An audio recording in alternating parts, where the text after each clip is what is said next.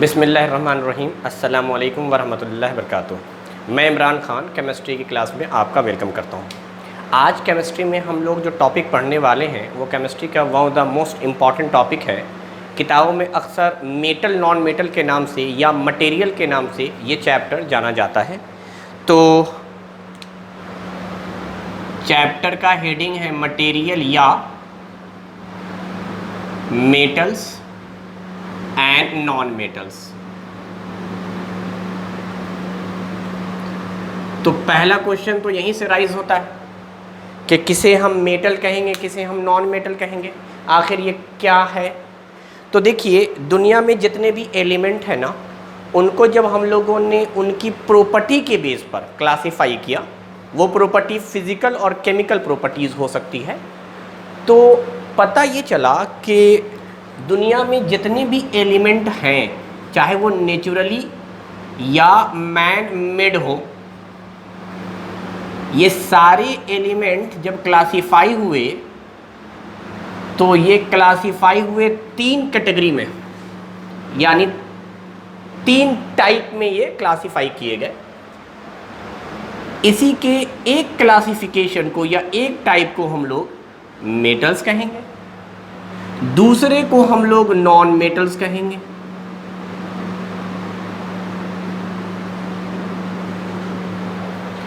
अगर आप सिर्फ नाम पर ध्यान दें तो एक मेटल है और दूसरा जो मेटल नहीं है उसको नॉन मेटल कहा जाएगा। तो होना तो चाहिए था दो ही क्लासिफिकेशन और पढ़ना भी हमें इन्हीं दोनों का है नाम। लेकिन मैं आपको बताऊं, एक तीसरी प्रॉपर्टी भी यहाँ पर आती है जो आप हायर क्लास में जाएंगे तो इसके बारे में डिटेल में पढ़ेंगे। मैं सिर्फ नाम मेंशन करता चलता हूँ और थोड़ा बहुत इसका जिक्र करेंगे। जैसा कि आप टॉपिक का नाम जान रहे हैं, मेटल नॉन मेटल्स, तो हम लोग डिस्कस तो मेटल नॉन मेटल के ही पार्ट को करेंगे, लेकिन थोड़ी बहुत आपको इन्फॉर्मेशन मेटलवाइड्स की भी देंगे। क्योंकि हकीकत ये है कि एलिमेंट तीन हिस्सों में डिवाइड होता है, दो में नहीं होता, तीन में होता है, मेटल, नॉन मेटल एंड मेटलवाइड्स। तो मैं हल्का हल्का यहाँ पे थोड़ा थोड़ा आपको लिखता चलता हूँ कि मेटल किसको कहेंगे। तो देखो, मेटल उस एलिमेंट को कहेंगे जिसके अंदर कुछ प्रॉपर्टीज़ पाए जाए। उसमें जो प्रॉपर्टीज़ का मैं जिक्र कर रहा हूँ उनमें एक है मेलाइबिलिटी या मेलाइबल। आगे डिस्कस करेंगे क्या होता है। उसके अलावा जो प्रॉपर्टी है वो है डक्टिलिटी या डक्टाइल नेचर। तो मेटल मेलाइबल होंगे, डक्टाइल होंगे। साथ में मेटल की ही प्रॉपर्टी है सोनरस भी। मेटल के अंदर ही प्रॉपर्टी पाई जाती है लस्चर भी। मेटल कंडक्टर होते हैं। तो ये कुछ स्टार्टिंग में आप जानें कि कुछ प्रॉपर्टीज़ है जिन एलिमेंट के अंदर ये प्रॉपर्टीज़ पाई जाएगी उसे हम मेटल कहेंगे। नॉन मेटल, मेटल का ठीक अपोजिट है, नॉन लगा हुआ है, यानी जिसके अंदर मेलाइबल नेचर वो मेटल, जिसके अंदर मेलाइबल नेचर नहीं पाया जाएगा वो नॉन मेटल। नॉन मेलाइबल होते हैं, नॉन मेलाइबिलिटी या मेलाइबल। जिसके अंदर डक्टाइल नेचर पाया जाएगा वो मेटल, जिसके अंदर डक्टाइल नहीं पाया जाएगा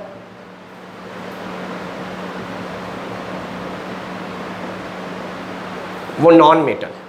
जो सोनरस होगा वो मेटल, जो सोनरस नहीं होगा नॉन सोनरस। लस्चर जिसके अंदर पाया जाएगा वो मेटल, जिसमें नहीं पाया जाएगा वो नॉन मेटल। उसी तरीके से जो कंडक्टर नहीं होगा वो नॉन मेटल।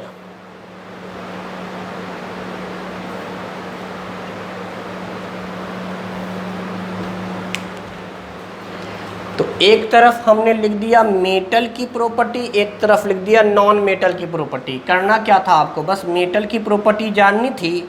मेटल में जैसे ही नॉन नाम लगा देते हैं वैसे ही इनकी प्रॉपर्टी में नॉन लगा दीजिए तो नॉन मेटल। अब सवाल उठा कि ये मेटलवाइड्स क्या है। तो देखो, मेटलवाइड्स उसको कहते हैं जिसके अंदर मेटल नॉन मेटल दोनों प्रॉपर्टी पाई जाए।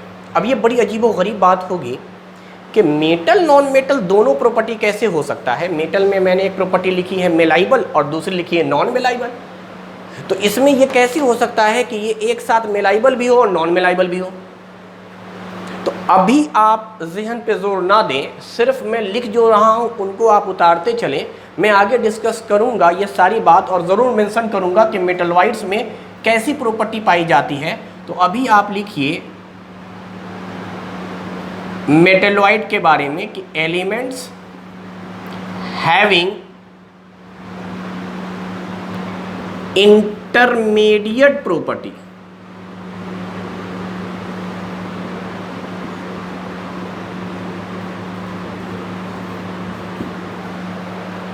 मेटल नॉन मेटल के दरमियान वाली प्रॉपर्टी पाई जाती है इसमें। ना तो पूरी तरह से ये मेटल ही वाला होता है प्रॉपर्टी शो करता है, ना तो पूरी तरह से नॉन मेटल वाली प्रॉपर्टी शो करती है। तो या तो आप लिखिए कि इट शोज इंटरमीडिएट प्रॉपर्टी, या फिर ये लिखिए it shows both metallic and non metallic property.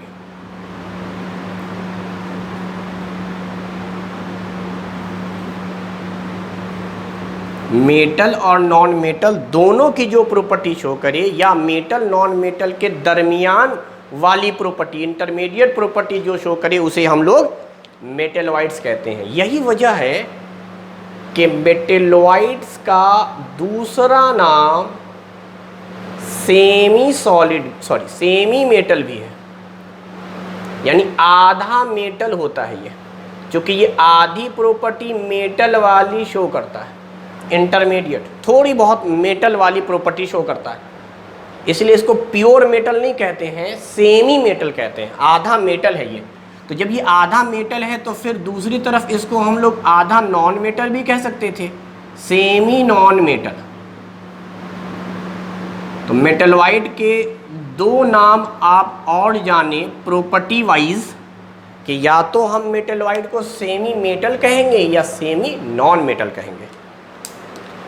फिलहाल आप बस इतना जाने कि एलिमेंट का ये 3 क्लासिफिकेशन है, और ये क्लासिफिकेशन जो अभी मैंने आपको दिखलाया है वो इसके फिजिकल प्रॉपर्टी वाइज क्लासिफिकेशन बताया है। तो इससे पहले कि हम लोग इसके फिजिकल और केमिकल प्रॉपर्टी पे आएँ और पूरी बात समझें कि मेटल क्या, मेटलॉइड क्या, नॉन मेटल क्या, मैं पहले एग्जाम्पल बताना चाहूँगा आपको कि कौन कौन से एलिमेंट हैं जिसको हमने मेटल कहा है, क्योंकि उसके अंदर मेटल वाली प्रॉपर्टीज़ मौजूद है। कौन कौन से ऐसे एलिमेंट हैं जिसके अंदर बिल्कुल मेटल के अपोजिट वाली प्रॉपर्टी मौजूद है, यानी नॉन मेटेलिक प्रॉपर्टी है। उसके बाद इसका इंटरमीडिएट वाला प्रॉपर्टी देखेंगे, समझेंगे। तो पहली बात तो आती है कि वो कौन से एलिमेंट है जिसे हम मेटल कहेंगे, वो कौन से एलिमेंट है जिसे हम नॉन मेटल कहेंगे, या कौन से एलिमेंट है जिसे हम मेटलॉइड्स कहेंगे।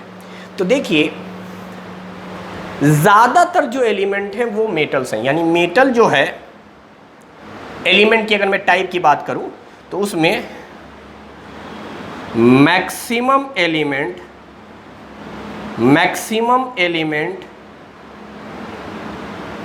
Are metal. और ये कितने हैं तो आप लिख सकते हैं अराउंड 90 एलिमेंट्स, लगभग 90 एलिमेंट जो हैं वो मेटल में है। मेटलॉइड्स जो हैं वो दुनिया में 7 है, यानी 7 एलिमेंट्स हैं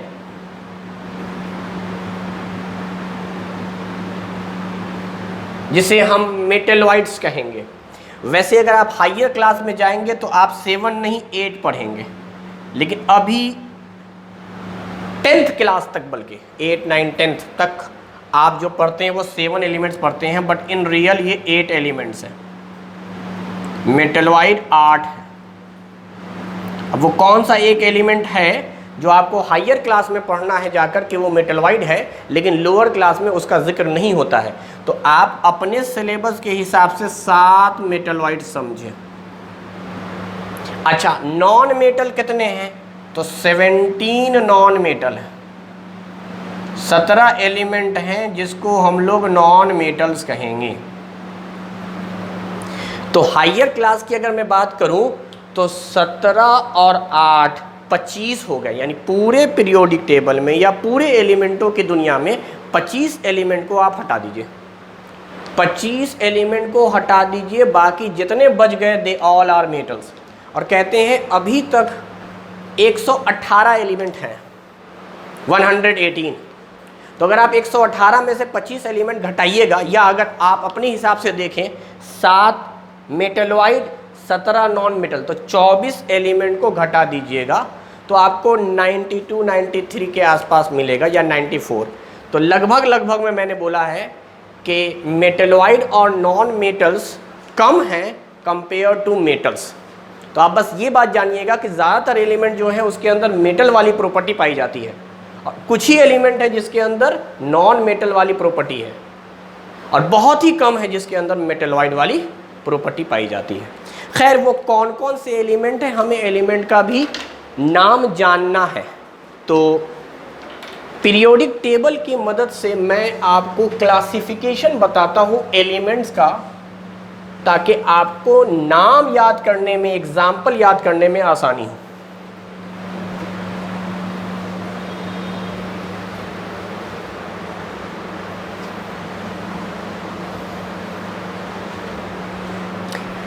तो पीरियोडिक टेबल क्या है? तो एलिमेंट का अरेंजमेंट है उनके प्रॉपर्टी के हिसाब से।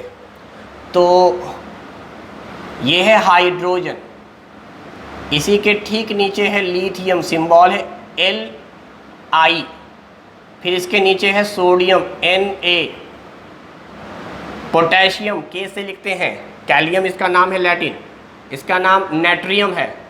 तो हाय ली ना करूं रब से फरियाद, ये पीरियोडिक टेबल याद करने का कोड है। ये पहला ग्रुप है हमारा, हाय लीना करूं रब से फरियाद।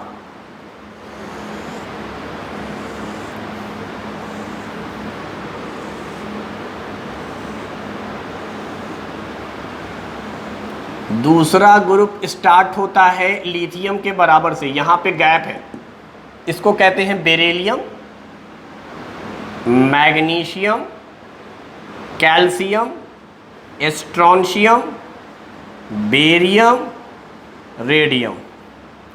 कोड है बेटा मांगे कार स्कूटर बाप राजी।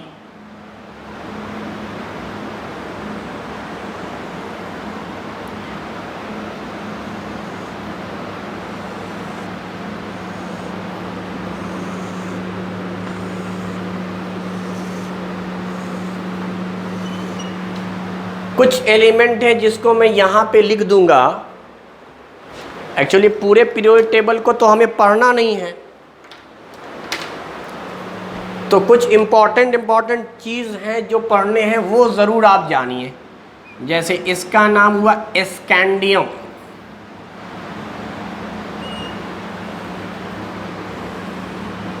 इसका नाम है टाइटेनियम। इसमें भी एलिमेंट है, मैं लिख नहीं रहा हूं, हम इसको ऐसे ही पढ़ेंगे। Scandium, titanium, vanadium.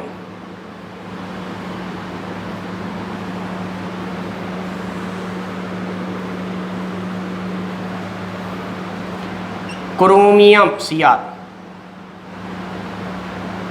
Manganese Mn,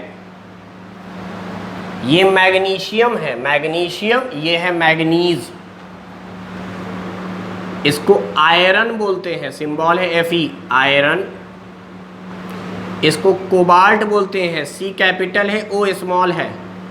गलती मत कर दीजिएगा, दोनों अगर कैपिटल हो जाएगा तो ये दो एटम बनेंगे, एक कार्बन एक ऑक्सीजन। अगर ये O कैपिटल आया तो, चूँकि एटम की शुरुआत कैपिटल लेटर से होती है, आप देख लीजिए किसी भी एटम का, ये सब एटम है, एक एक एलिमेंट बना रहे हैं, कैपिटल लेटर से शुरुआत होती है।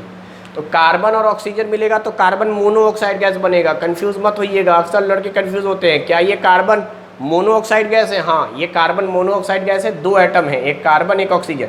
ये अकेला एक एटम है जिसका नाम कोबाल्ट है, C कैपिटल O स्मॉल।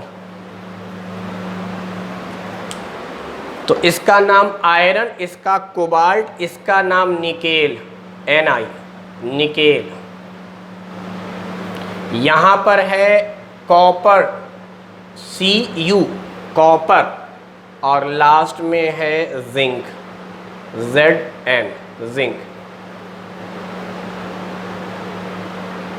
मैंने आपसे कहा था कि स्कैंडियम के नीचे भी 2 एलिमेंट हैं, टाइटेनियम के नीचे भी, वेनेडियम के नीचे भी, chromium, manganese, iron, cobalt, nickel, copper, zinc. सब उतने इम्पॉर्टेंट नहीं है, इसलिए मैंने नहीं लिखा। इस लेवल पर अगर आप जानना चाहते हैं तो आप लास्ट के 2 का पूरा एलिमेंट जाने। जैसे इसको मैंने कहा कॉपर, तो इसके नीचे है सिल्वर, सिंबल है Ag, और इसके नीचे है गोल्ड, सिंबल है Au। कॉपर, सिल्वर, गोल्ड, ये 3 एलिमेंट आपको जानने हैं। वैसे ही अगर आप चाहें तो ये भी जाने, जिंक, कैडमियम, मरकरी, Hg मतलब मरकरी। तो copper, silver, gold, zinc, cadmium, mercury, ये एलिमेंट आपको जानने हैं। अभी बताऊंगा इनका एप्लीकेशन। तो आगे अगर हम लोग देखें next element,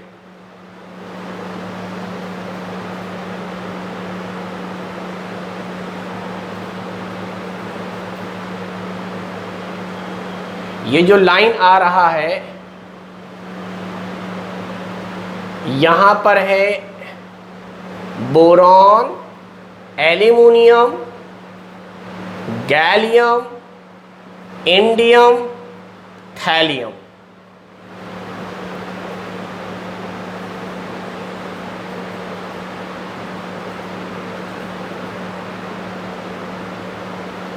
carbon, silicon, germanium, Ge, Sn, Pb, lead.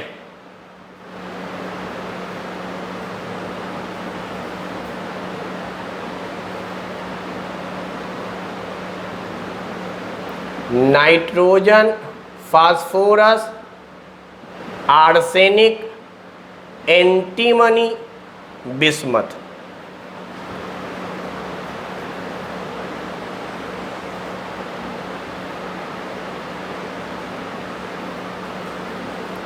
Oxygen, sulphur, selenium, tellurium, polonium.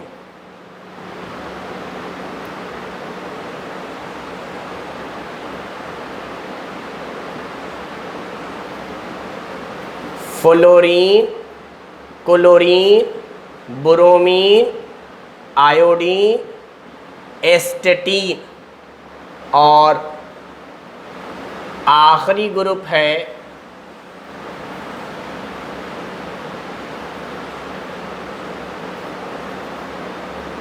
Helium, neon, argon, krypton, xenon, radon. ये अगर आप देखें तो पूरा पीरियोडिक टेबल है और इसमें 18 ग्रुप हैं। ग्रुप कहते हैं ये ऊपर से नीचे जो लाइन दिख रही है, ये पूरा जो एक टेबुलर लाइन दिख रहा है ऊपर से नीचे, इसको कहते हैं vertical column. These are called groups. तो टोटल 18 ग्रुप हैं। यही एलिमेंट हैं जो मैंने कुछ लिख दिए हैं, कुछ जगह खाली छोड़ दिया है, और भी नीचे एलिमेंट्स हैं उनका हमने जिक्र नहीं किया क्योंकि अभी आप देखें ये 118 आपको नहीं दिख रहे हैं। लेकिन खैर इतना ज़रूर हमने लिख दिया है जो आपके सिलेबस में है या जितना आपको पढ़ना है वो सारे एलिमेंट इसमें आ गए। तो अब देखा जाए अगर, तो मैं लिख रहा हूँ पहला वाला जो ऊपर से नीचे आप आएंगे उसे हम लोग कहेंगे फर्स्ट ग्रुप। मैं यहाँ लिख रहा हूँ ग्रुप, ठीक है। तो ये जो ग्रुप्स हैं इसको इस एरो से दिखला रही हैं, टॉप टू बॉटम आने का नाम ग्रुप है। और नंबरिंग के हिसाब से इसे मैं फर्स्ट ग्रुप कहूँगा, इसे सेकंड ग्रुप कहूँगा, ये थर्ड है, fourth, fifth, sixth, 7th 8th 9th 10th 11th 12th 13th 14th 15th 16th 17th और 18th। आप देखें 18 ग्रुप हो गए, 18 वर्टिकल कॉलम हो गए। शुरू में 2 पढ़ने हैं, फिर बीच में यहाँ 10 हैं और इधर 6 हैं। तो इस तरह से 2 10 12 और 6 18। तो यही आपको ज़हन में रखना है। अब सुनिए, आप करेंगे क्या, आप अपने लैंग्वेज में लिखेंगे कोड अलग से। मैं सिर्फ समझाने के लिए यहाँ पे मेंशन कर रहा हूँ। पहले ग्रुप में ये H हाइड्रोजन है, ये लिथियम, ये सोडियम, ये पोटेशियम, ये रुबेडियम, ये सीजियम, ये फ्रेंसियम। नाम भी याद रहे। आप हाइड्रोजन लिखिएगा, लिथियम लिखिएगा, सोडियम, आप इस तरह से लिख सकते हैं। कोड अभी नहीं बता रहा हूँ, आप कॉपी में पूरा नाम लिखिएगा। H stand for hydrogen, hydrogen. उसी तरीके से Li मिलेगा तो लिखिएगा Li के माने हो रहे हैं लिथियम। पूरे नाम आपको पता होने चाहिए। कई बार नाम दे देता है लिथियम, तो उससे समझिएगा सिंबल Li है। फिर Na मतलब सोडियम, K के माने हो गए पोटेशियम। तो इस तरीके से लिखिएगा रुबेडियम, सीजियम, फ्रेंसियम। तो मैं आपको दोनों बताऊंगा, कोड भी याद करने का और पूरा नाम भी बताऊंगा। तो पहले ग्रुप का नाम है hydrogen, lithium, sodium, potassium, rubidium, caesium, francium. Symbol भी याद रखें। H hydrogen, Li lithium, Na sodium, K potassium, Rb rubidium, Cs caesium, Fr francium. खैर, अब ये याद कैसे होगा, तो उसके लिए कोड बताया जाता है। तो कोड पढ़ेंगे पहले ग्रुप का, हाय, लीना, करूं, रब से फरियाद। ये पहले ग्रुप का कोड हमने कहानी के तौर पे याद कर लिया। दिस H इज हाई, तो हाई में सिर्फ आपको H लेना है। H के माने हाइड्रोजन हो गए। लीना मान लो किसी लड़की का नाम मैंने बना दिया, तो आपको ली भी लेना है, ना भी लेना है। ली मतलब लिथियम, ये Na जो है सिंबल है सोडियम का। तो हाय, ली, ना। करूं का K लेना है, K for potassium.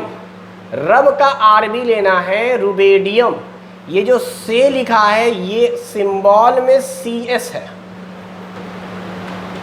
Cs caesium, और फरियाद का Fr लेना है। तो आप इस तरह से कोड लिखेंगे और साथ में निशान भी लगाएंगे कि पूरे हाई का सिर्फ H हाइड्रोजन होता है, H ही कंसीडर करना है। ली, ना, इनको मिलाकर एक लड़की का नाम बना दिया, तो हाय लीना। करूं, रब से फरियाद। तो इस तरीके से क्या होगा कि आपको ग्रुप के नाम याद हो जाएंगे कि पहले ग्रुप में कौन कौन से एलिमेंट है भाई।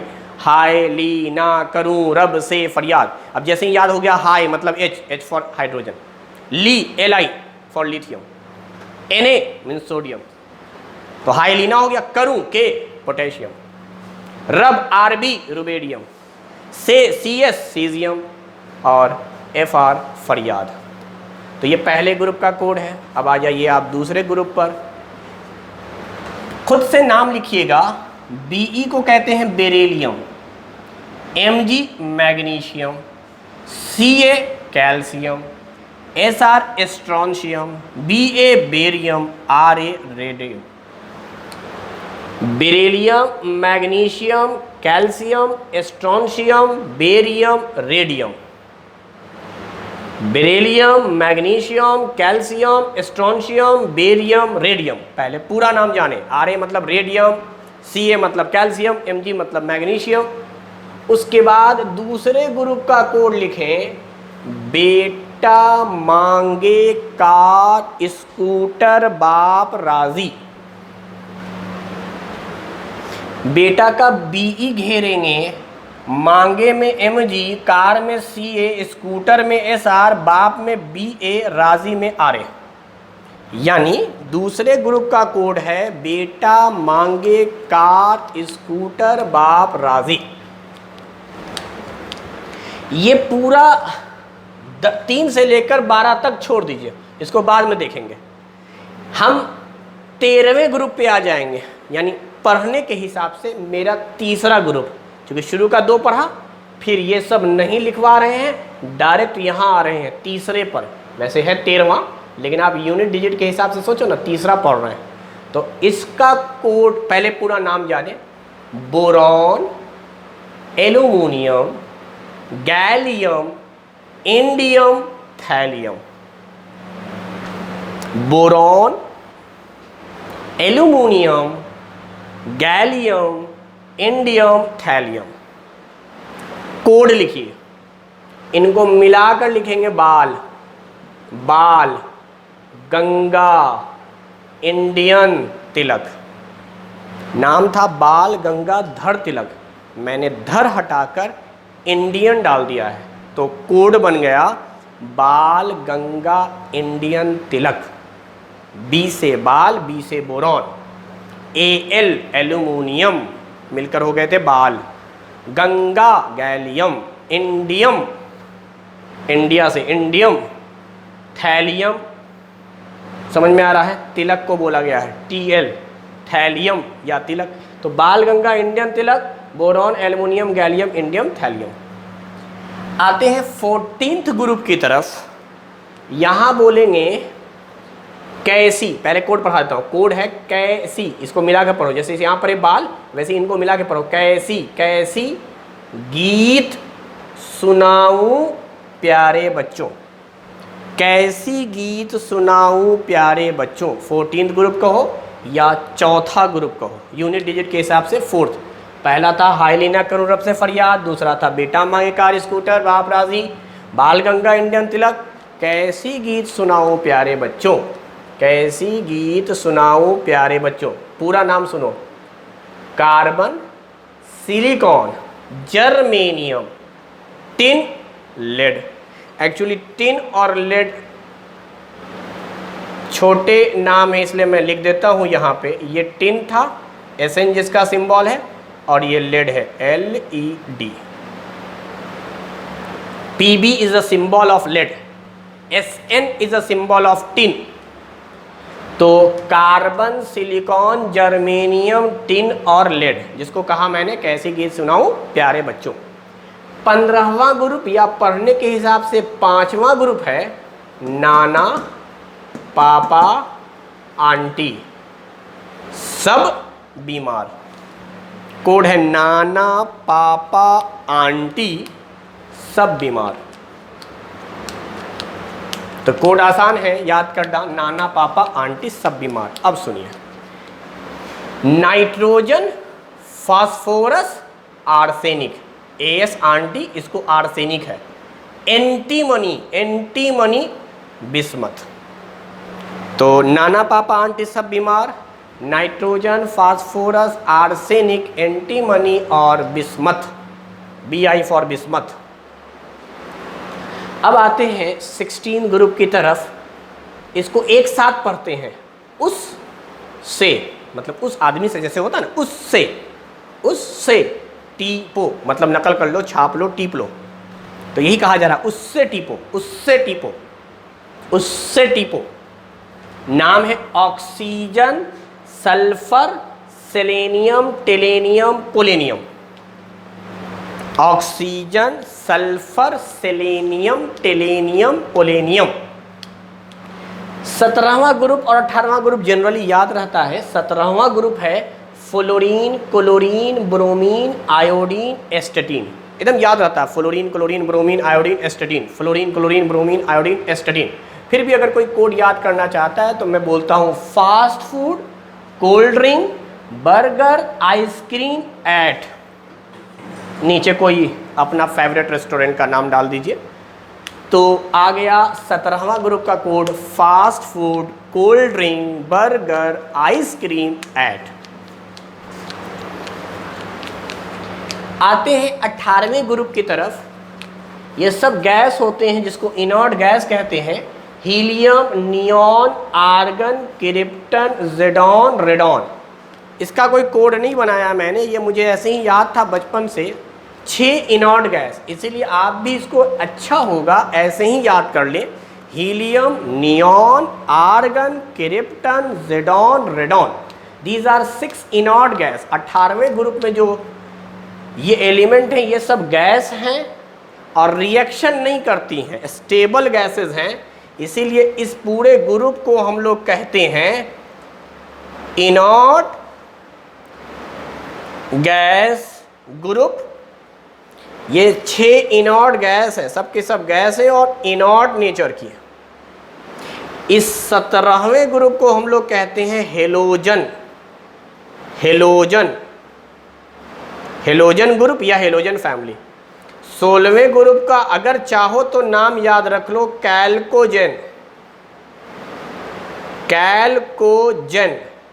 15वें ग्रुप का नाम है निक्टोजेन, पी साइलेंट है, निक्टोजेन। तो 4 नाम याद हो गए। 18वां ग्रुप का नाम इनर्ट गैसेस, हेलोजन ग्रुप, कैल्कोजेन, निक्टोजेन। याद रहे तो ठीक, नहीं तो कोई बात नहीं। वैसे ही शुरू के 2 ग्रुप का नाम याद रखिए। फर्स्ट ग्रुप को कहते हैं अल्कली मेटल और दूसरे ग्रुप को कहते हैं अल्कलाइन अर्थ मेटल।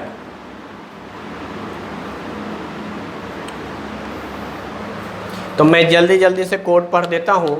हाय लीना की से फरियाद, first group alkali metal. Second वाला है बेटा मांगे कार स्कूटर बाप राजी, अल्कलाइन अर्थ मेटल। उसके बाद हम लोग आ जाते हैं बाल गंगा इंडियन तिलक, कैसी गीत सुनाओ प्यारे बच्चों। बाल गंगा इंडियन तिलक, कैसी गीत सुनाओ प्यारे बच्चों। इनके नाम नहीं बता रहा हूँ। नाना पापा आंटी सब बीमार, निक्टोजन 15वां ग्रुप। उससे टीपो, कैल्कोजन 16वां group. Fast food, cold drink, burger, ice cream, at 17वां ग्रुप हेलोजन फैमिली। और हीलियम, नियॉन, आर्गन, क्रिप्टन, ज़ेडॉन, रेडॉन इनर्ट गैसेस 18वां, या इसको नोबल गैसेस भी कहते हैं, ग्रुप भी कहते हैं। खैर अभी उतने डिटेल में नहीं जा रहे हैं, सिर्फ आपको बताना मकसद था मेटल कौन, नॉन मेटल कौन, मेटल वाइट कौन। तो ये एक एलिमेंट का आप कह सकते हैं, हम लोगों ने पीरियोडिक टेबल डिज़ाइन या मॉडल देखा है। तो 18 ग्रुप आपको दिख रहे हैं ऊपर से नीचे तक। तो इनका कोड, सिंबल, नाम बस याद रख लें। शुरू के 2, लास्ट के 6, इनका ज़रूरी है। ये जो बीच की लाइन है ये याद हो जाए तो अच्छा, नहीं तो कोई बात नहीं। ये है scandium, titanium, vanadium, chromium, manganese, iron, cobalt, nickel, copper, zinc. और कॉपर वाले में कहा था copper, silver, gold, zinc, cadmium, mercury. इतने एलिमेंट हमने जनरली बनाए हैं। अब देखिए क्या मैं बोल रहा हूँ वो समझिए। मैं बोल ही रहा हूँ कि इसको मैं इस तरह से याद करता हूँ। इसको पीरियड कहते हैं। दिस इज़ हॉरिजॉन्टल रोज यानी पीरियड। इस तरह चलने को पीरियड कहते हैं। KCA, SC, TI इस तरह से चलने को पीरियड कहते हैं। ऊपर से नीचे चलने को ग्रुप कहते हैं। तो ये जो पीरियड हम लोगों ने बनाया है ना, हॉरिजॉन्टल रोज, वो 7 है। 1 2 3 4 5 6 7 हॉरिजॉन्टल रोज हैं जिसको पीरियड कह रहे हैं। और 18 ग्रुप्स हैं, वर्टिकल ग्रुप्स। इसको वर्टिकल कॉलम कहते हैं। वर्टिकल कॉलम्स, ऊपर से नीचे आने को। और ये हमारा पीरियड है जिसमें ये फर्स्ट पीरियड है, ये सेकंड पीरियड। पीरियड ऐसे चलने को कहते हैं। ग्रुप ऊपर से नीचे, पीरियड हॉरिजॉन्टली चलेंगे। 3rd, 4th, 5th, 6th, 7th। तो पीरियड के बारे में मैं लिख देता हूँ। पीरियड के बारे में, पीरियड 7 हैं और पीरियड क्या है, हॉरिजॉन्टल रोज है। यानी आप जाने कि जो पीरियोडिक टेबल हमारा बना हुआ है वो 7 हॉरिजॉन्टल रोज और 18 वर्टिकल कॉलम्स का है। 18 वर्टिकल कॉलम्स को ग्रुप्स नाम दिया गया है और 7 हॉरिजॉन्टल लाइन को पीरियड्स नाम दिया गया है। तो जो बीच के एलिमेंट में बोल रहा हूँ इसको SC से लेकर ZN तक इसको मैं पीरियड में याद करता हूँ। तो पीरियड का कोड क्या है तो सुनिए, कहानी के तौर पे इसे मैं कहता हूँ सचिन कोड में, वैसे स्कैंडियम नाम है, बोलता हूँ सचिन। इसको बोलता हूँ टाइगर, वैसे टाइटेनियम नाम है। अब कहानी क्या हुई, सचिन क्या है, टाइगर है। सचिन क्या है, टाइगर, चीता है। क्यों है ये चीता, सचिन क्यों है टाइगर? क्योंकि उसने विक्ट्री दिलाई। V स्टैंड फॉर विक्ट्री, जीत दिलाया, इसीलिए उसको कहा गया चीता। तो सचिन टाइगर है, विक्ट्री दिलाया। जब उसने मैच जिता दिया तो उसको मैन ऑफ द मैच में कार मिला। तो यही है स्टोरी, सचिन टाइगर है क्योंकि वो विक्ट्री दिलाता है, विक्ट्री के बाद उसको कार मिलती है, कार पे उनकी मैडम बैठती है। बस ये 5 एलिमेंट आपको ऐसे ही याद करने हैं। सचिन टाइगर है, विक्ट्री दिलाया, कार मिली, कार पे उनकी मैडम बैठी। 5 एलिमेंट याद हो गए, scandium, titanium, vanadium, chromium, manganese. अगला 5 सुनो, इसको कहा जा रहा है फेको। Fe स्टैंड फॉर फे या आयरन। तो फेको, को मतलब CO, कोबाल्ट। तो फेको, इसको मैं बोलता हूँ निशा। निशा यानी फेको निशा को जिंक, यानी जिंक से कहा जा रहा है निशा को फेंक दो। तो सीक्वेंस कैसे बनेगा, फेको निशा को जिंक, फेको निशा को जिंक, फेको निशा को जिंक, ये याद रखना है। Iron, cobalt, nickel, copper, zinc. और कॉपर वाले में copper, silver, gold, zinc, cadmium, mercury. Copper, silver, gold, Ag मतलब सिल्वर, Ag मतलब silver, Ag stand for silver, Au stand for gold, Hg stand for mercury. तो copper, silver, gold, जिस तरीके से पहले ग्रुप का नाम अल्कली मेटल है, दूसरे ग्रुप का नाम अल्कलाइन अर्थ मेटल है, उसी तरीके से ये जो 11वां ग्रुप है कॉपर वाला, कॉपर, सिल्वर, गोल्ड, इसे हम लोग कहते हैं coinage metal. Coinage metal मतलब क्या हुआ, ये उस ज़माने के मेटल हैं या उस ज़माने में इनका इस्तेमाल किया जाता था जिस ज़माने में जो करेंसी थी हमारी वो क्वाइन थी, वो नोट नहीं था, कागज़ की करेंसी नहीं थी। आज का जो ज़माना है, आज तो खैर मोदी जी कहते हैं कैशलेस इंडिया, तो आज का जो ज़माना है वो तो कैशलेस का है, पेटीएम कीजिए। लेकिन थोड़ा पहले जाते हैं, जब ये पेटीएम नहीं था, ये कैशलेस इकोनॉमी नहीं थी, ये फंडा नहीं दिया गया था, तो उस वक्त कागज़ के नोट चला करते थे, 100 के, 500 के, 1000 के। उससे पुराने ज़माने में चलें तो आपने सुना होगा सोने चांदी की असरफियाँ चलती थी, सिक्के चलते थे। तो ये वही ज़माने की बात हो रही है कि तांबा, कॉपर का हिंदी मतलब तांबा होता है, तांबा के सिक्के होते थे, चांदी के, सिल्वर के सिक्के होते थे, सोने की असरफियाँ चलती थी। तो सोना चांदी ये सब चलन में था।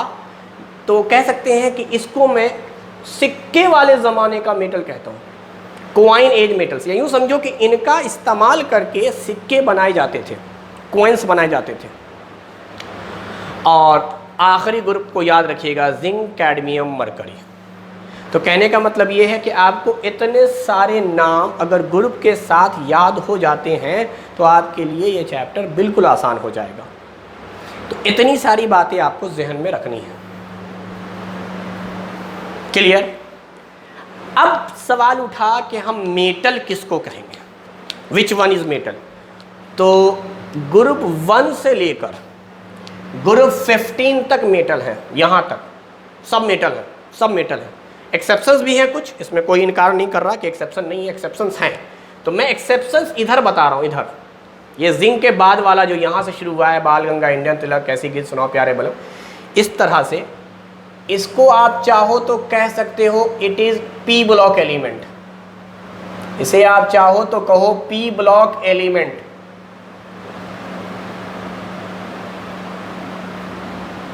एक्सेप्शन यहीं पर है, ये जो 3 से लेकर 12 तक है इसे डी ब्लॉक कहा जाता है, डी ब्लॉक एलिमेंट्स।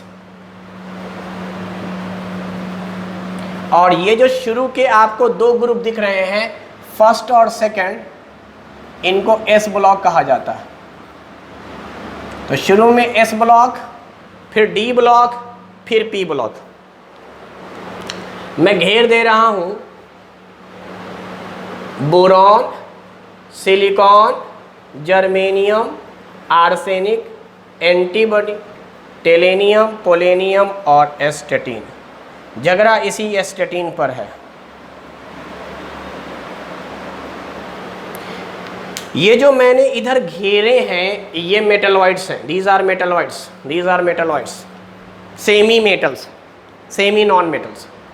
यानी 7 और 8 बताया था मैंने, 1 2 3 4 5 6 7, आपकी किताब में यहीं तक है। 8वां एस्टेटिन हाइयर क्लास में, आप चाहें तो अभी एस्टेटिन का जिक्र कर सकते हैं या नहीं भी कर सकते हैं, लेकिन अभी लोअर लेवल पर एस्टेटिन दिया ही नहीं है, इसलिए उसने 8 नहीं बोला। एस्टेटिन के बारे में कुछ कहा ही नहीं उसने एस्टेटिन के बारे में ऐसा नहीं कि लोअर क्लास में बोल दिया है कि ये मेटल है, या उसने ऐसा बोल दिया कि ये नॉन मेटल है, कुछ बोला ही नहीं है, एस्टेटिन दिया ही नहीं है। उसने हेलोजन ग्रुप में 4 ही एलिमेंट दिए हैं, फ्लोरीन, क्लोरीन, ब्रोमीन, आयोडीन, और इस्तेमाल भी इन्हीं का होता है। एस्टेटिन का जनरली इस्तेमाल नहीं होता है, क्योंकि ये दुनिया का सबसे कम अमाउंट में पाया जाने वाला सब्सटेंस है, रेयरेस्ट सब्सटेंस। दुनिया में अगर सबसे कम कोई एलिमेंट पाया जाता है या सबसे कम परसेंटेज में कोई अवेलेबल है तो वो एस्टेटिन है, 80, रेयरेस्ट सब्सटेंस, सबसे मुश्किल से मिलता है, इसलिए भी शायद उसका जिक्र नहीं किया है कि वो बहुत ही कम अमाउंट में है, उसको नेगलेक्ट करो, नेग्लिजिबल मानकर चलो। तो एस्टेटिन को आप इग्नोर करें तो आप पाएंगे कि ये जो मैंने यहाँ घेरा है ग्रीन कलर से पी ब्लॉक के अंदर एलिमेंट को, ये हमारे बेसिकली हैं मेटलॉइड्स। तो अगर आपको पीरियड टेबल याद है तो मेटलॉइड्स का एग्जांपल भी याद करा दूंगा मैं, और आप मेटलॉइड के एग्जांपल को समझकर मेटल के एग्जांपल और नॉन मेटल के एग्जांपल समझ सकते हैं। तो मैं बाकायदा लिख दूंगा, अभी फिलहाल आप समझो मैं क्या बोल रहा हूँ। मैं बोल रहा हूँ हाइड्रोजन को यहाँ छोड़ दो, यहां से ली से बी, ये पूरा का पूरा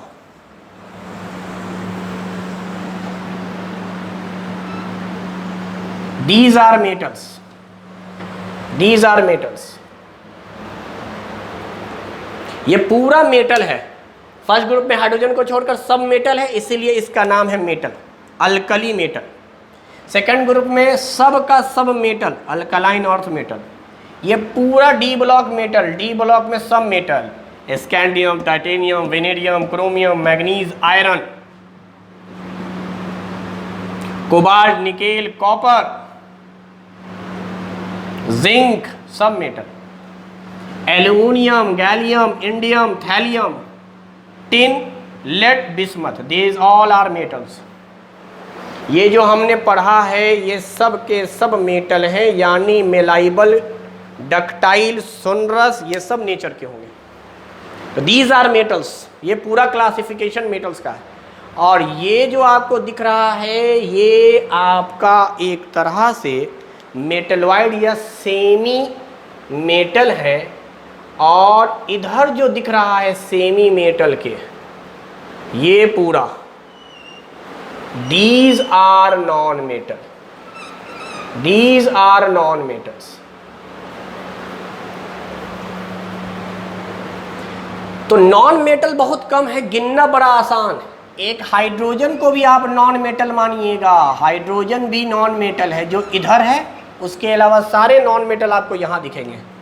तो 1 2 3 4 5 6 7 8 9 10 11 12 13 14 15 16 16 यहाँ पर हैं और एक यहाँ पे है। देयर आर 17 नॉन मेटल्स, और 17 नॉन मेटल्स की बात हम लोग करेंगे। 6 तो इनॉर्ट गैसेस हो गए, सारे के सारे 18वें ग्रुप में आ गए inert gases, they all are non metal. और 17वें ग्रुप में फ्लोरीन, क्लोरीन, ब्रोमीन, आयोडीन तक, fast food, cold drink, burger, ice cream, यहाँ तक नॉन मेटल है।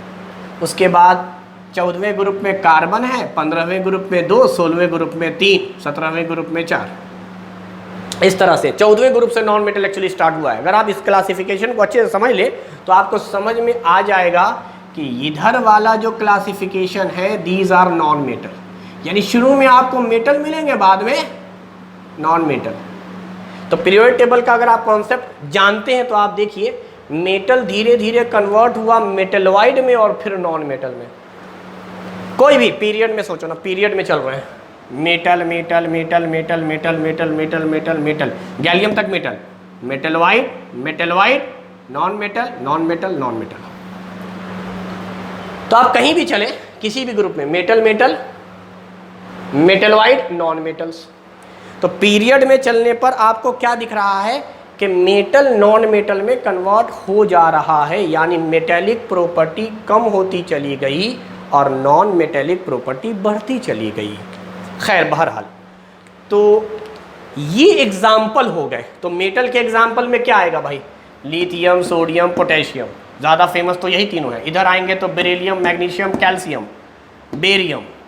और इधर आइए manganese, iron, cobalt, nickel, copper, zinc, silver, gold, mercury, aluminium, gallium, indium, thallium, tin, lead, bismuth, ये सब इंपॉर्टेंट हैं। These all are metals, these all are metals. तो ये सब कुछ फेमस मेटल्स हैं जिसमें आयरन होगा, कोबाल्ट होगा, निकेल होगा, कॉपर होगा, जिंक होगा, मरकरी आएगा, गोल्ड आएगा, सिल्वर आएगा, टिन आएगा, लेड आएगा, एल्यूमिनियम, गैलियम, ये सब फेमस मेटल हैं। सोडियम, मैग्नीशियम, ये सब तो हैं ही। तो these are metals. Non metal में carbon, nitrogen, phosphorus, oxygen, sulphur, ये सब नॉन मेटल्स में। अच्छा, मैं आपको एक चीज़ और बताऊं, बच्चे अक्सर कंफ्यूज होते हैं, इसलिए मैं क्लियर करना चाहूँगा आपको कि जो गोल्ड है ना, ज्वेलरी बहुत सारी गोल्ड की बनी होती है, गोल्ड सोने की और चांदी की। तो गोल्ड का बना हुआ, यानी गोल्ड तो मेटल है ना, तो आप इसको मानो कि गोल्ड की चीज़ें मेटल, ये मेटल है, मेटल, और सिल्वर भी मेटल है। तो सोना चांदी मेटल। कार्बन का एलोट्रॉप्स है डायमंड और ग्रेफाइट। तो डायमंड नॉन मेटल है बेटा, क्योंकि कार्बन नॉन मेटल है।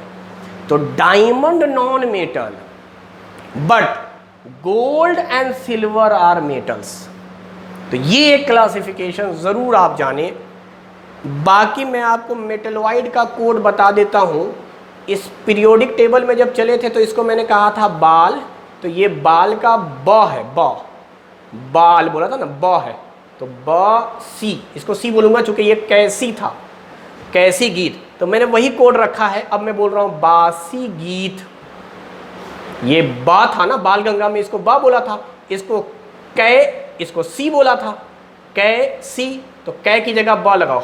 अब इसको पढ़ेंगे बासी गीत। इसको आंटी बोला था, इसको सब बोला था, बासी गीत आंटी सब टीपो, यानी आंटी से कहा जा रहा है बासी गीत सब टीपो। और जहां से टीपना है उस जगह का नाम ऐट रख दो, ऐट। तो इस एटी को भी शामिल करना चाहो तो आप शामिल कर सकते हो। उसके बाद बड़ा आसान है, कार्बन, कार्बन से ही सटा हुआ ग्रुप है नाना पापा, मतलब नाइट्रोजन, फास्फोरस, फिर oxygen, sulphur, selenium, fluorine, chlorine, bromine, iodine, और सारे इनर्ट गैसेज, और हाइड्रोजन, हाइड्रोजन भी गैसेज हैं, तो सारे गैसेज आ जाएंगे नॉन मेटल की कैटेगरी में। तो ये एक हल्का सा क्लासिफिकेशन है जो आपको जानना चाहिए कि कौन मेटल, कौन नॉन मेटल, कौन मेटलॉइड्स। तो मेटलॉइड्स की बात हम बाद में करेंगे, क्योंकि मेटलॉइड्स में मैंने पढ़ाया आपको कि इसके अंदर तो प्रॉपर्टीज इंटरमीडिएट वाली है। तो पहले मैं सीखना चाह रहा हूं प्रॉपर्टीज। तो अब देखिए जो टॉपिक हमारा शुरू हो रहा है मेन, कि मेटल किसको कहेंगे, नॉन मेटल किसको कहेंगे, वो एक टेबुलर अरेंजमेंट में मैं डिफ्रेंशिएट कर दूंगा प्रॉपर्टी वाइज। और आज हम लोग मेनली डिस्कस करेंगे फिजिकल प्रॉपर्टी को। नेक्स्ट क्लास में केमिकल प्रॉपर्टीज के बेस पर हम डिफ्रेंशिएट करना सीखेंगे मेटल और नॉन मेटल को। तो देखिए मैं डिफ्रेंशिएट कर रहा हूँ, कैसे करूँगा, तो यहाँ पर मैं लिखूँगा फिजिकल प्रॉपर्टी।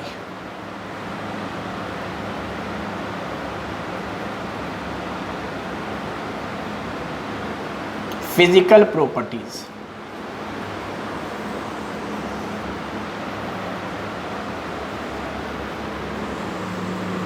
इधर मेटल्स लिखेंगे,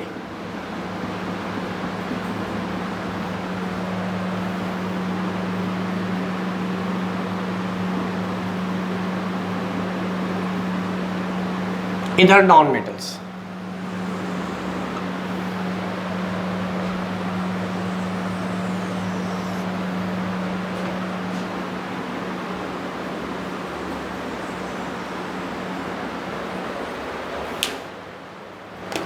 ठीक है,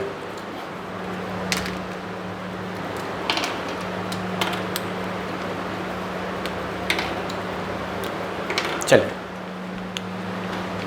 समझना चाहते हैं। सबसे पहले हम लोग जो पहली प्रॉपर्टी ले रहे हैं वो first property is physical state. सिर्फ आप स्टेट भी बोल सकते थे या फिजिकल स्टेट। फिजिकल स्टेट का मतलब होता है, जब भी हम लोग बात करेंगे तो हम लोग बात करेंगे at room temperature.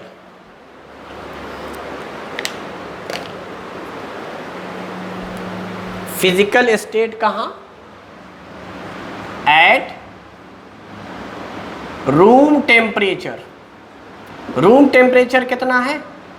Degree Celsius में 25 डिग्री सेल्सियस या 298 केल्विन। 298 केल्विन पे या 25 डिग्री सेल्सियस पे कौन से एलिमेंट कैसे हैं? तो मेटल जो होते हैं ना, मेटल वो जनरली सॉलिड्स होते हैं। जनरली सॉलिड्स होते हैं, यानी सारे मेटल सॉलिड हैं। बस याद रखिएगा इसमें एक एक्सेप्शन है, except mercury. All metals are solid at room temperature except mercury. अब सवाल हुआ मरकरी अगर एक्सेप्ट है तो मरकरी होता कैसा है? तो मरकरी लिक्विड स्टेट में पाया जाता है। मरकरी लिक्विड स्टेट में पाया जाता है। नॉन मेटल की अगर हम लोग बात करें तो नॉन मेटल पाया जाता है exist in all states, that is solid, liquid and gas। Metal में कोई गैस नहीं है, मेटल सब सॉलिड हैं, और अगर कोई लिक्विड है तो वो मरकरी है, गैस कोई है ही नहीं। लेकिन नॉन मेटल में गैस होगा, नॉन मेटल में गैस पाया जाएगा। तो अगर आप यहीं पे समझें कि फिजिकल स्टेट नॉन मेटल का अगर तीनों में है तो सॉलिड में कौन कौन से नॉन मेटल? तो कहते हैं टोटल 5 मेटल है, सॉरी 5 नॉन मेटल हैं जो सॉलिड है, और एक ही नॉन मेटल है जो लिक्विड है। बाकी 11 गैस है। टोटल मैंने कहा था 17 होते हैं, 11 1 12 12 5 17। तो सॉलिड नॉन मेटल कौन कौन से हैं? तो सॉलिड नॉन मेटल में आएगा कार्बन। कार्बन एग्जिस्ट करता है जिस फॉर्म में, उसमें से एक फॉर्म का नाम है ग्रेफाइट। ग्रेफाइट। एक फॉर्म का नाम है डायमंड। आपको पता है डायमंड भी हार्ड है या सॉलिड है, और ग्रेफाइट भी सॉलिड है। उसके अलावा फास्फोरस। फास्फोरस बहुत रिएक्टिव होता है, वेरी रिएक्टिव, मतलब रिएक्टिव नॉन मेटल में से एक है फास्फोरस। तो कार्बन हो गया, फास्फोरस हो गया, और अगर आप बात कीजिए तो सल्फर आएगा। सल्फर, सल्फर का बेसिकली इस्तेमाल करते हैं क्रैकर्स बनाने में, पटाखा वगैरह जो होता है, विस्फोटक सामान, एक्सप्लोजिव मटेरियल, क्रैकर्स में इस्तेमाल करते हैं सल्फर का हम लोग। और फास्फोरस का जो इस्तेमाल होता है वो माचिस की तीली बनाने में, जो जिसके अंदर आप कह सकते हैं रिएक्टिव बहुत ज़्यादा है, फ्रिक्शन की वजह से आग जलता है। तो जो ब्लैक ब्लैक होता है ना स्टिक के ऊपर, वो फास्फोरस का बना हुआ होता है। साथ में फर्टिलाइज़र में भी इस्तेमाल करते हैं। तो अगर मैं थोड़ा थोड़ा बताता भी चलूँ साथ में आपको, बहुत रिएक्टिव है और इसका इस्तेमाल मैच बॉक्स वाला जो हिस्सा है वहाँ करते हैं, फर्टिलाइज़र में इस्तेमाल करते हैं, फर्टिलाइज़र में इसका इस्तेमाल होता है। खैर चलिए आगे बात करते हैं। और कौन सॉलिड है भाई? 5 सॉलिड बताया मैंने। एक सॉलिड इसी सल्फर वाले फैमिली में सेलेनियम है। सेलेनियम सिंबल था Se, सल्फर का सिंबल S, फास्फोरस का P, कार्बन C।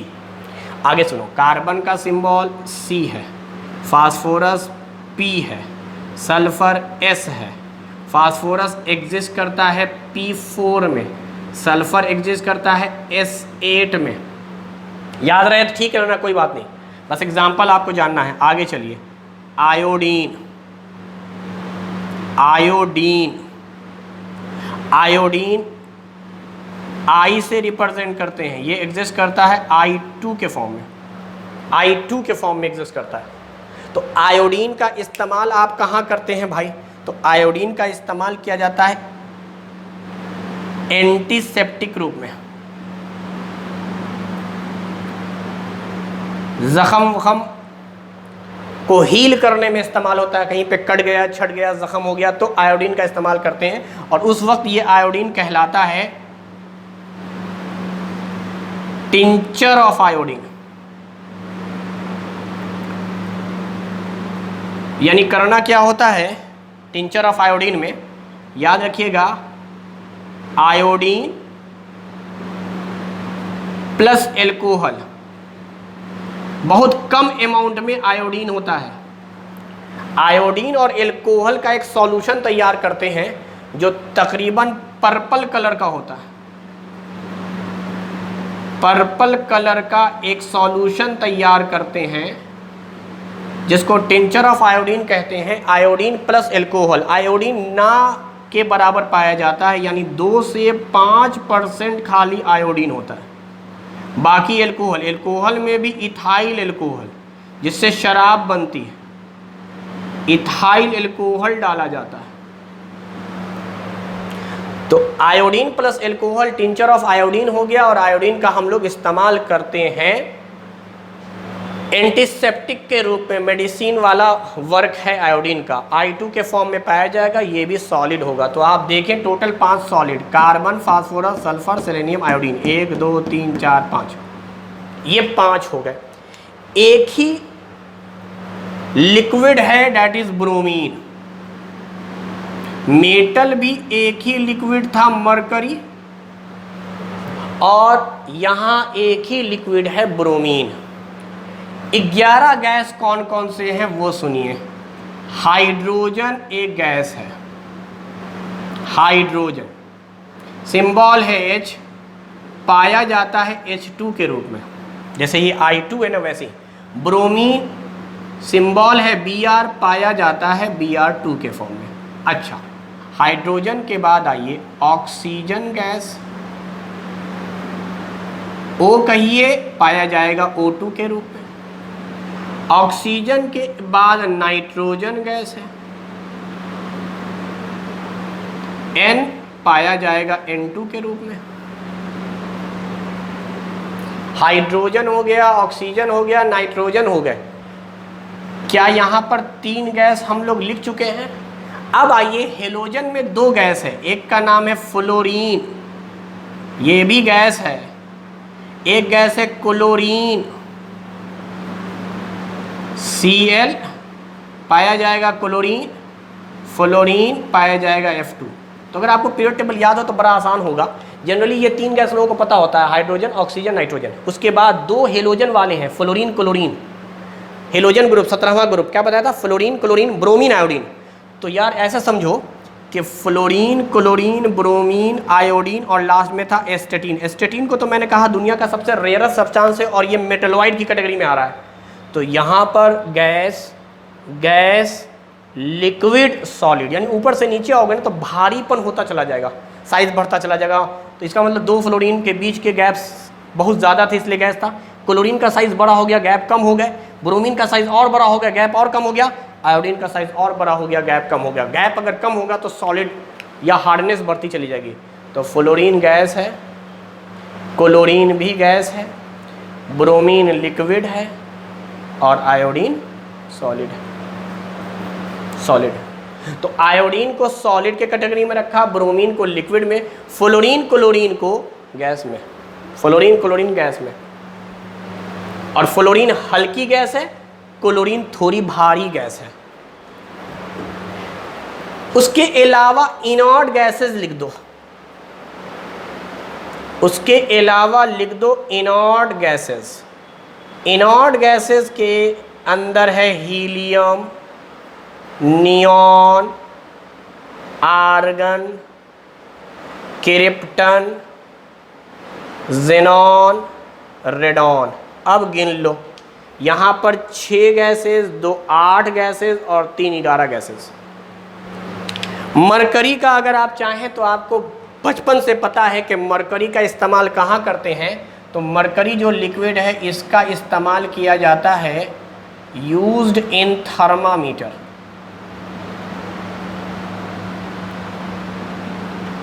टेम्परेचर जो चेंज होता है ना, उस चेंज को मेज़र करने के लिए, यानी फीवर वगैरह बुखार वगैरह को मेज़र करने के लिए इस्तेमाल किया जाता है। तो अब सवाल ये उठा कि जो टेम्परेचर को मेज़र करते हैं उसके लिए हम मरकरी का ही इस्तेमाल क्यों करते हैं, किसी और का क्यों नहीं करते। जैसे ब्रोमीन यहाँ लिक्विड है, इसका इस्तेमाल क्यों नहीं करते हैं। तो इसके इस्तेमाल के पीछे रीज़न एक है। रीज़न क्या है वो सुनिए। रीज़न ये है मरकरी ही इस्तेमाल करने का कि मरकरी का जो हाई कोफिशिएंट ऑफ एक्सपेंशन है, high coefficient of expansion. Expansion का मतलब हो गया कि कोई भी चीज़ जो बहुत तेज़ी से फैले, एक्सपैंड करे, यानी हल्का सा टेम्परेचर बढ़ाओ फैल जाए। एक्चुअली ये प्रॉपर्टी होती है कि अगर आप टेम्परेचर देते हैं किसी भी चीज़ में तो वो चीज़ें फैलती हैं, एक्सपैंड करती हैं। तो ऐसा नहीं है कि सिर्फ मरकरी एक्सपेंड करेगा, बाकी चीज़ें भी करेंगी। कॉपर भी एक्सपेंड करेगा, जिंक भी करेगा, सोडियम भी करेगा, दूसरे मेटल्स भी करेंगे या दूसरे एलिमेंट भी करेंगे। टेम्परेचर देने पर हर चीज़ फैलती है, एक्सपेंड करती है। मगर एक्सपेंड करने का जो रेट है वो सबसे ज़्यादा मरकरी में, यानी मरकरी बहुत हल्का सा भी टेम्परेचर अगर राइज कीजिएगा बहुत तेज़ से फैलेगा, बहुत हल्का सा भी टेम्परेचर राइज करने पर। तो ये एक फ़ायदे वाली बात हो गई। दूसरी चीज़, इसका बॉइलिंग पॉइंट बहुत हाई होता है। बॉइलिंग पॉइंट हाई होने की वजह से ये बहुत हाई टेम्परेचर तक लिक्विड में ही रहता है। बहुत हाई टेम्परेचर, यानी अगर आप बहुत ज़्यादा टेम्परेचर को हाई भी कर देना तो ये अपने फिजिकल स्टेट में मेंटेन किए रहता है, यानी लिक्विड ही स्टेट में रहता है। यानी एक तो हाई कोफिशिएंट ऑफ एक्सपेंशन है, जिसको आप थर्मल एक्सपेंशन भी कहें। टेम्परेचर देने पर एक्सपैंड हो रहा है, थर्मल एक्सपेंशन, लेकिन उसकी वैल्यू बहुत हाई है।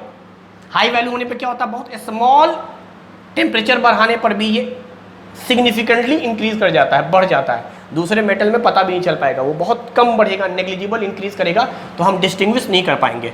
तो high coefficient of expansion main reason तो ये है। साथ में आप कह सकते हैं हाई बॉइलिंग पॉइंट। तीसरी बात ये भी आप कह सकते हैं कि ये जो मरकरी है, थर्मामीटर एक शीशे का ट्रांसपेरेंट ग्लास होता है, उसी ग्लास के अंदर हम लोग पारा यानी मरकरी भरते हैं। तो मरकरी जो होता है बहुत स्लिपरी नेचर का होता है।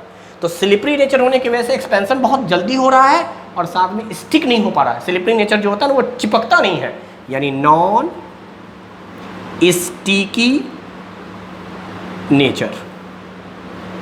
तो नॉन स्टिकी नेचर होने की वजह से क्या होगा, ये स्टिक नहीं करेगा, मतलब नो स्टिक विथ गिलास। स्लिपरी नेचर का है, नॉन स्टिकी नेचर का। तो इसका मतलब ये हुआ कि मैंने अभी आपको सिर्फ ये बताया कि जो फिजिकल स्टेट है वो मेटल का सॉलिड है, एक्सेप्शन के तौर पे मरकरी है।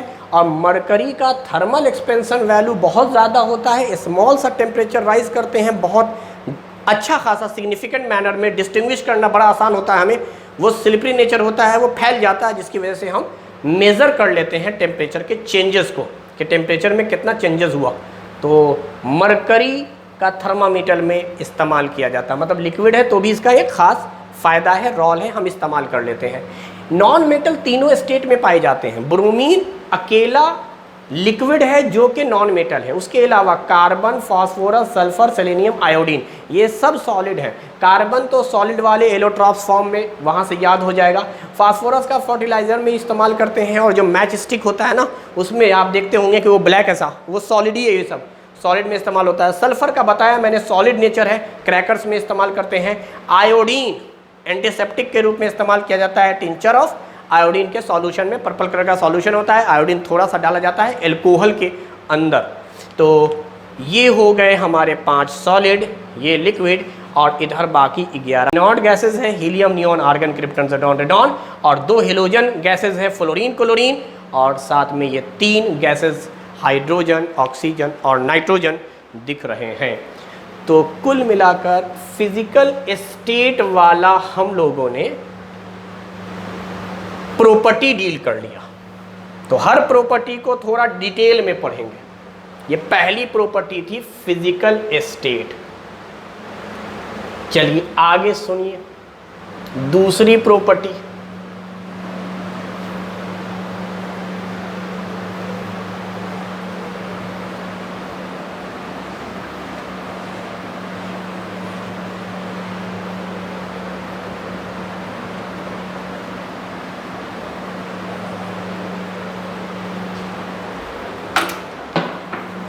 यहां हम लोग दूसरी प्रॉपर्टी पढ़ेंगे, nature of bond.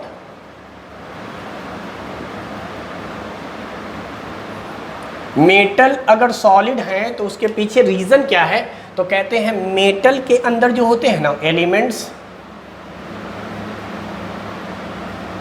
Are held together by a strong metallic bond. बस आप जानो कि मेटेलिक बॉन्ड के थ्रू ही मेटल के पार्टिकल जुड़े हुए हैं। यानी ये एक सोडियम है तो दूसरा सोडियम ये होगा, और इन दोनों सोडियम के बीच जो बॉन्ड है उसका नाम मेटेलिक बॉन्ड है। These are metallic bond. फिर तीसरा सोडियम होगा, Na मतलब सोडियम। तो सोडियम के जो पार्टिकल या यूं समझिए ये जो एलिमेंट हैं ये सब आपस में बंधे हुए हैं ड्यू टू मेटेलिक बॉन्ड। बड़ा स्ट्रांग बॉन्ड होता है, पार्टिकल को करीब करीब लाकर रखता है। बस अभी इतना ही जानेंगे। जबकि नॉन मेटल के अंदर जो एलिमेंट्स होते हैं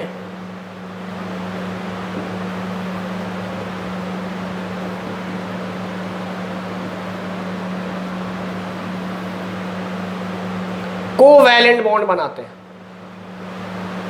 कोवैलेंट बॉन्ड यानी यहां पर जो बॉन्ड बनता है वो हाइड्रोजन हाइड्रोजन के बीच में सिंगल बॉन्ड, ऑक्सीजन ऑक्सीजन के बीच में डबल बॉन्ड, नाइट्रोजन नाइट्रोजन के बीच में ट्रिपल बॉन्ड, इस तरह से होते हैं। Fluorine fluorine, chlorine chlorine, bromine bromine. समझ में आ रही बात है? इसको कोवैलेंट बॉन्ड कहते हैं। यानी नॉन मेटल जो होते हैं वो कोवैलेंट बॉन्ड बनाते हैं, जबकि मेटल जो होते हैं वो मेटालिक बॉन्ड बनाते हैं। मेटालिक बॉन्ड बहुत स्ट्रांग बॉन्ड होता है, ये याद रखिएगा, ये ज़्यादा स्ट्रांग बॉन्ड है। इसी स्ट्रांग बॉन्ड होने की वजह से अगर मैं सिर्फ नेचर देखूं, सिर्फ नेचर की बात करूं, तो मैं ये कहूँगा कि मेटल्स हार्ड एंड रिजिड होते हैं। मेटल बहुत हार्ड और रिजिड होते हैं, जबकि नॉन मेटल जो हैं वो सॉफ्ट नेचर के होते हैं, क्योंकि इसके अंदर बहुत स्ट्रांग बॉन्ड नहीं है। हाँ, एक्सेप्शन ज़रूर है और हर जगह आप एक्सेप्शन ज़रूर याद रखिएगा।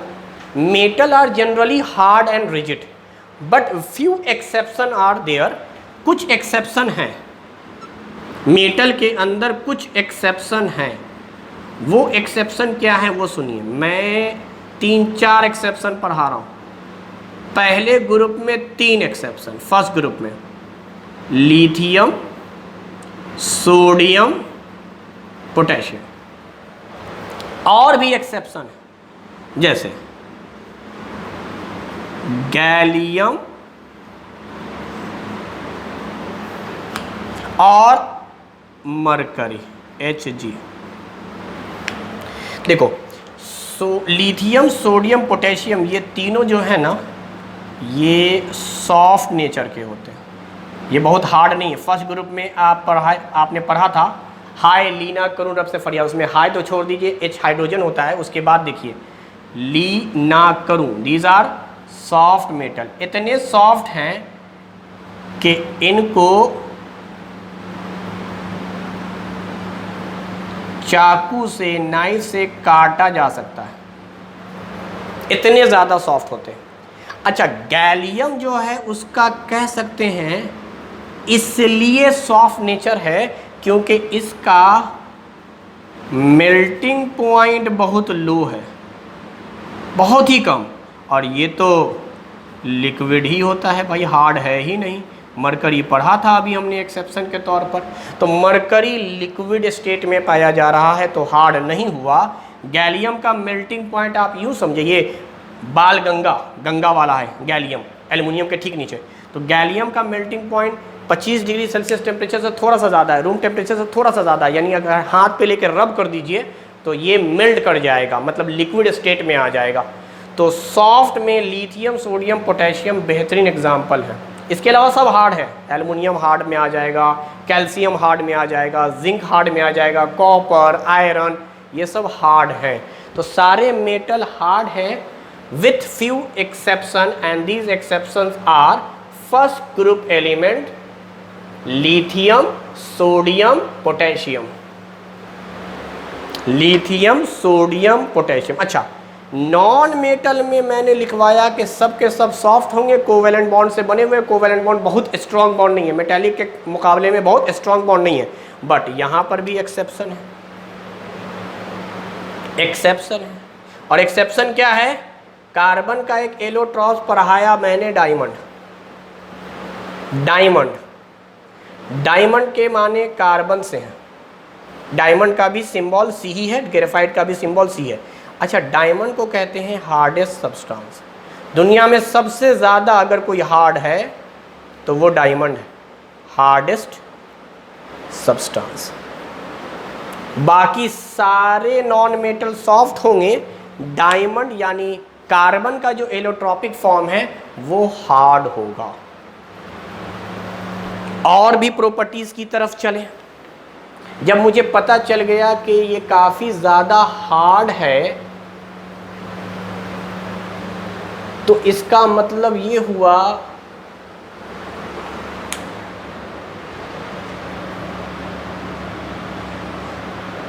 कि इसकी डेंसिटी जो होगी, डेंसिटी कहलाता है मास बाय वॉल्यूम, ये वैल्यू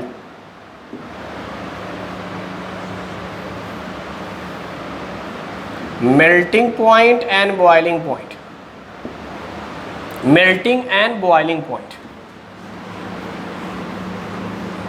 तो हम लोग अब अगला दो प्रॉपर्टी डिस्कस कर रहे हैं, melting point and boiling point. तो देखिए, डेंसिटी जाहिर सी बात है इसकी ज़्यादा होगी, क्योंकि वॉल्यूम का मतलब क्या हुआ, सॉलिड करीब करीब आएंगे तो पार्टिकल जब करीब करीब आएंगे तो बहुत कम स्पेस लेंगे, और मास भी ज़्यादा होगा तो डेंसिटी इसकी हमेशा हाई रहती है। मेटल की डेंसिटी ज़्यादा होती है और मेल्टिंग बॉइलिंग पॉइंट भी ज़्यादा होता है, हाई होता है, बहुत ही ज़्यादा मेल्टिंग बॉइलिंग पॉइंट। यहाँ नॉन मेटल का तो लो ही होगा, डेंसिटी भी और मेल्टिंग बॉइलिंग पॉइंट भी। भाई यहाँ पर भी एक्सेप्शन है, वही कहानी एक्सेप्शन में, एक्सेप्शन में तो वही कहानी है। कौन सी कहानी है? डायमंड, अभी पता था डायमंड हार्डेस्ट सब्सटेंस है तो उसका मास ज़्यादा होगा और वो स्ट्रॉन्ग बॉन्डिंग बनाता है। लो में भी एक्सेप्शन है, और एक्सेप्शन क्या है वो सुनिए। अगेन डायमंड, इस बार ग्रेफाइट भी आएगा, यानी ग्रेफाइट का जो बॉइलिंग पॉइंट है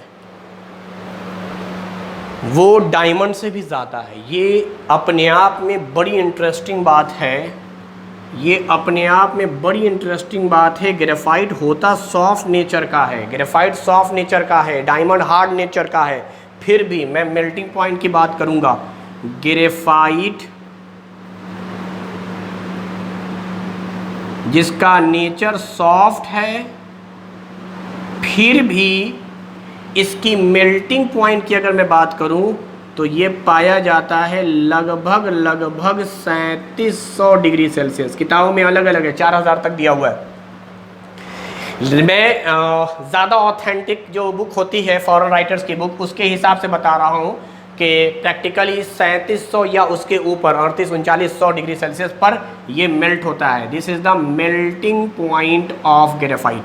वेयर एज डायमंड की बात कर लीजिए भाई, डायमंड का नेचर हार्ड होता है, हार्डेस्ट सब्सटेंस है, उसके बाद भी इसकी मेल्टिंग पॉइंट 3500 या 3550 है।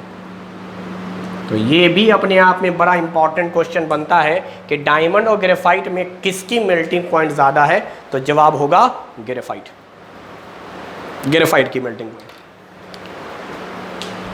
अच्छा, इधर भी एक्सेप्शन है। वैसे तो मेटल का हाई होता है, बट वही सॉफ्ट मेटल एक्सेप्ट एक्सेप्शन के तौर पे क्या बोलेंगे, सॉफ्ट मेटल है lithium, sodium, potassium. Melting point किसका कम है भाई, तो अभी बताया था मैंने, मेल्टिंग पॉइंट जो कम आया था वो आया था गैलियम का, मरकरी का, गैलियम का, मरकरी का। मरकरी तो रूम टेम्परेचर से पहले ही लिक्विड होता है, और ये रूम टेम्परेचर से थोड़ा सा ऊपर आप चले जाइएगा तो लिक्विड बन जाएगा। तो गैलियम और मरकरी का मेल्टिंग पॉइंट लो है, और इन सब का डेंसिटी बहुत कम है। जिसमें सबसे कम डेंसिटी पाई जाती है इसकी, लिथियम की डेंसिटी लोएस्ट, मेटलों में सबसे लोएस्ट है, मेटलों में सबसे कम है डेंसिटी, सबसे लोएस्ट डेंसिटी अगर किसी मेटल की है तो वो इसकी। चलिए, तो ये हम लोगों ने बात जो की वो बात की है बेसिकली इनके अभी तक नेचर को ही डिस्कस किया कि बॉइलिंग पॉइंट क्या, मेल्टिंग पॉइंट क्या। अब आते हैं हम लोग उस प्रॉपर्टी का जो बेसिकली फिजिकल प्रॉपर्टी में काउंट होता है। जैसे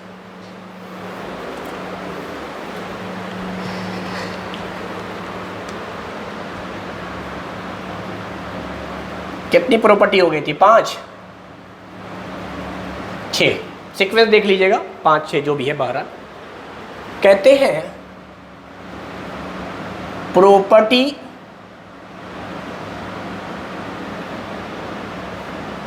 in which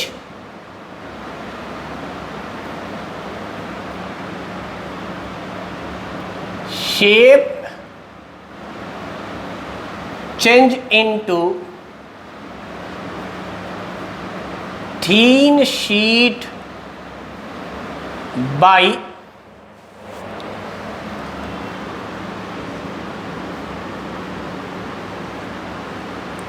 beaten by hammer. वो प्रॉपर्टी जिसमें हम लोग हथौड़े से पीटें और वो चदरे के फॉर्म में, शीट के फॉर्म में, पतली पतली शीट के फॉर्म में आ जाए, उस प्रॉपर्टी को हम लोग डिस्कस करने जा रहे हैं। और उसी प्रॉपर्टी को कहते हैं मेलाइबिलिटी।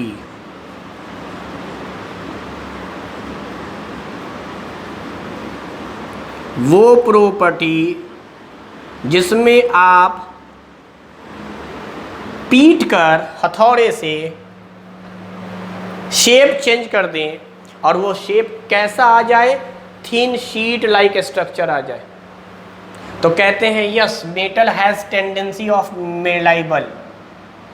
मेटल के पास ये प्रॉपर्टी है, metal are malleable in nature, या मेलाइबिलिटी शो करता है, मेटल के अंदर ये प्रॉपर्टी है। नॉन मेटल में ये प्रॉपर्टी नहीं है। यानी शीट बनाने वाली प्रॉपर्टी मेटल के पास तो है, नॉन मेटल के पास नहीं है। तो metals are malleable in nature whereas non metals are non malleable in nature. हम उसको पीट कर पतले चादर के फॉर्म में या शीट के फॉर्म में नहीं ला सकते, जबकि यहाँ चदरा बना सकते हैं पतली पतली। अब ये बात भी ज़रूरी याद रखने की है कि किसकी मेलाइबिलिटी सबसे ज़्यादा है। तो उसके लिए मैं आपको एक कोड का तरीका बताता हूँ, मैं ऑर्डर बताता हूँ, 2-3 के तो नाम ज़रूर याद रखिएगा।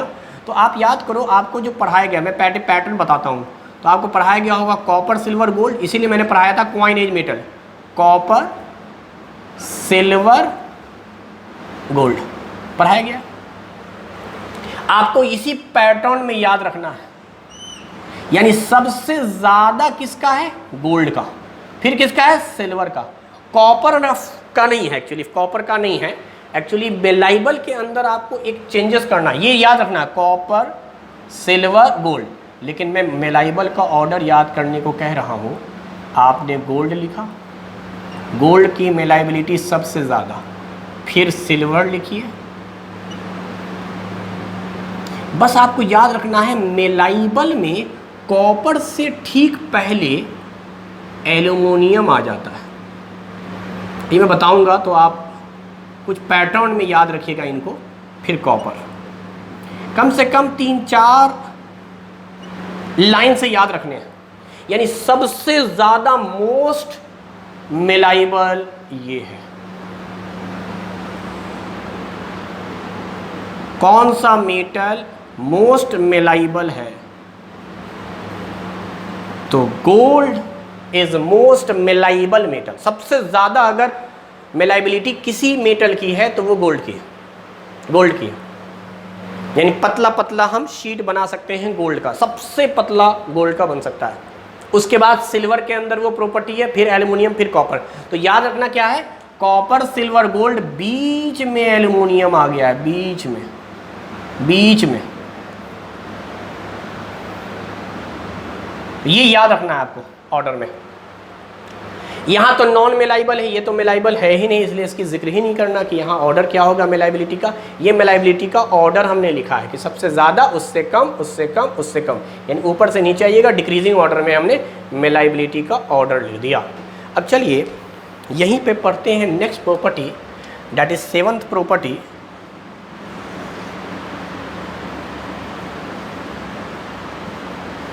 Property in which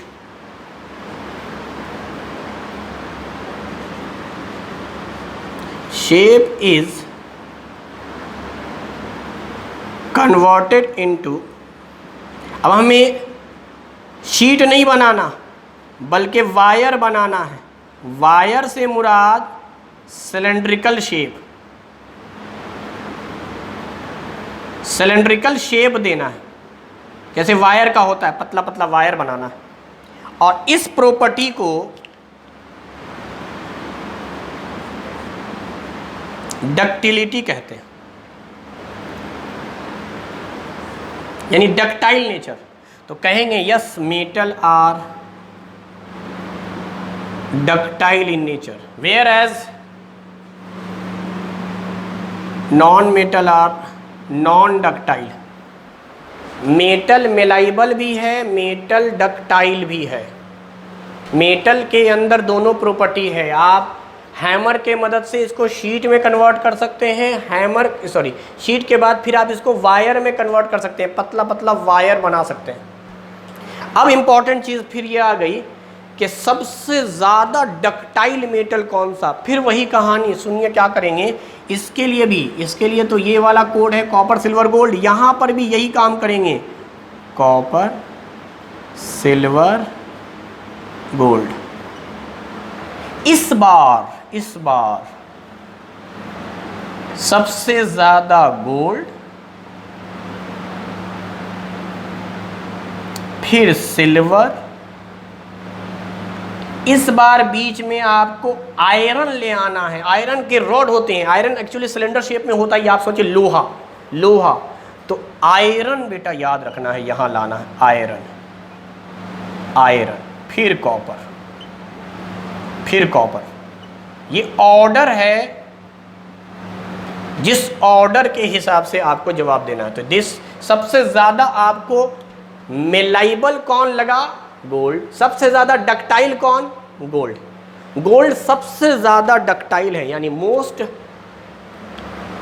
मेलाइबल as well as most ductile metal, most ductile. एक डाटा भी दिया हुआ है, एक डाटा दिया हुआ है, वो डाटा ये है कि 1 ग्राम गोल्ड से, अगर मैं 1 ग्राम गोल्ड लेता हूँ तो 1 ग्राम गोल्ड को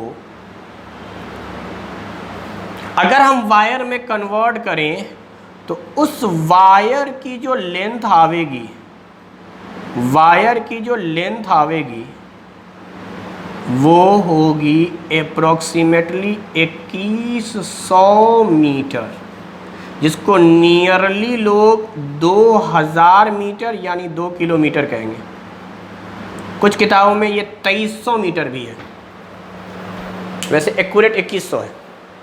यानी 1 ग्राम गोल्ड से जो आप वायर बनाएंगे वो वायर 2 किलोमीटर लंबा होगा। 2 किलोमीटर लंबा तार बना सकते हैं गोल्ड की मदद से, इसलिए गोल्ड मोस्ट डक्टाइल है।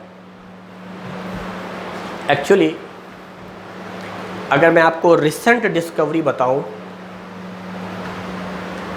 तो अभी की डिस्कवरी ये कहती है कि मोस्ट डक्टाइल एलिमेंट या मेटल गोल्ड नहीं है। पुराने ज़माने के हिसाब से या जो पुरानी किताबें हैं, पुराना कॉन्सेप्ट है, और आपको फॉलो पुराना ही करना है। एक्चुअली आपकी किताब में यही लिखा है गोल्ड ही, लेकिन मैं लेटेस्ट इन्फॉर्मेशन आपको बता रहा हूँ साइंस के वर्ल्ड की। वो ये है कि मोस्ट डक्टाइल, मेलाइबल में नहीं, डक्टाइल में प्लेटिनम है। प्लेटिनम सिंबल है पीटी। मगर आप प्लेटिनम ना माने, क्योंकि प्लेटिनम बहुत लेटेस्ट बात है कि मोस्ट डक्टाइल मेटल अगर है तो वो प्लेटिनम है। आप ना माने इस बात को, क्योंकि आपके किताब में जो है और जो कॉन्सेप्ट आपका अभी होगा वो पुराने ज़माने के ही हिसाब से है, जब तक अपडेट नहीं आता आपके बुकों में, आपके सिलेबस में। और इधर 10-20 साल तक मुझे नहीं लगता कि अपडेट आना है।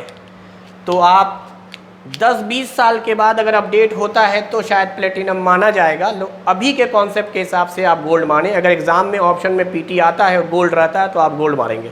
क्लियर हो गई बात? बस इन्फॉर्मेशन मैंने दे दिया है कि लेटेस्ट इन्फॉर्मेशन ये है कि मोस्ट डक्टाइल मेटल अगर कोई है तो वो प्लेटिनम है, और गोल्ड मोस्ट मेलाइबल है। गोल्ड को मेलाइबल की कैटेगरी में रखा गया है, प्लेटिनम को रखा गया है डक्टाइल की कैटेगरी में। बट आपके सिलेबस के हिसाब से मोस्ट डक्टाइल हो या मोस्ट मेलाइबल हो, गोल्ड होंगे। तो आपको याद करना और आसान। सोना जो है गोल्ड, वो मेलाइबल और डक्टाइल दोनों है मोस्ट। तो ये दो प्रॉपर्टी हम लोगों ने डिस्कस कर ली, मोस्ट मेलाइबल एंड मोस्ट डक्टाइल। मेलाइबल में क्या होता है, शीट बनाते हैं। डक्टाइल में क्या होता है, वायर बनाते हैं। ये दो प्रॉपर्टी आपको मेटल के अंदर तो मिल रहा है लेकिन नॉन मेटल में नहीं मिल रहा। तो अब सवाल ये उठा कि कौन सी प्रॉपर्टी फिर नॉन मेटल में मिलेगी। ये तो प्रॉपर्टी वाइज हमने डिस्कस किया, दो प्रॉपर्टी मेटल में पाई गई, नॉन मेटल में नहीं पाई गई। तो फिर नॉन मेटल जो होते हैं उनकी भी कोई प्रॉपर्टी होती है कि नहीं होती है? तो हाँ, अगली प्रॉपर्टी है उनकी, वो है brittle in nature. Brittle in nature, brittle in nature. Brittle in nature क्या है?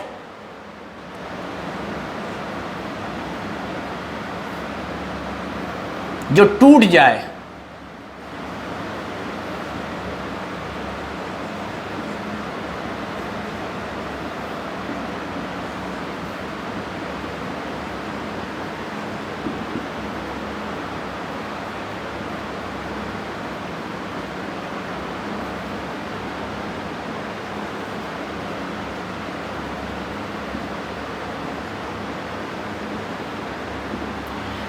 Break into a small pieces when beating by या बीटन बाय हैमर।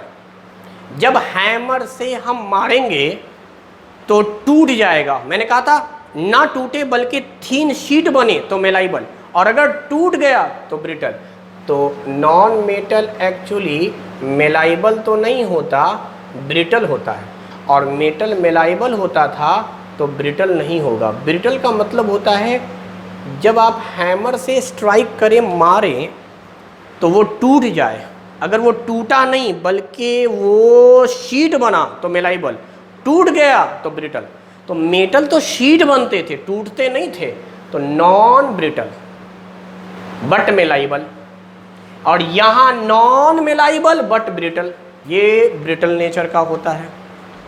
तो ये प्रॉपर्टी भी हम लोगों ने पढ़ ली।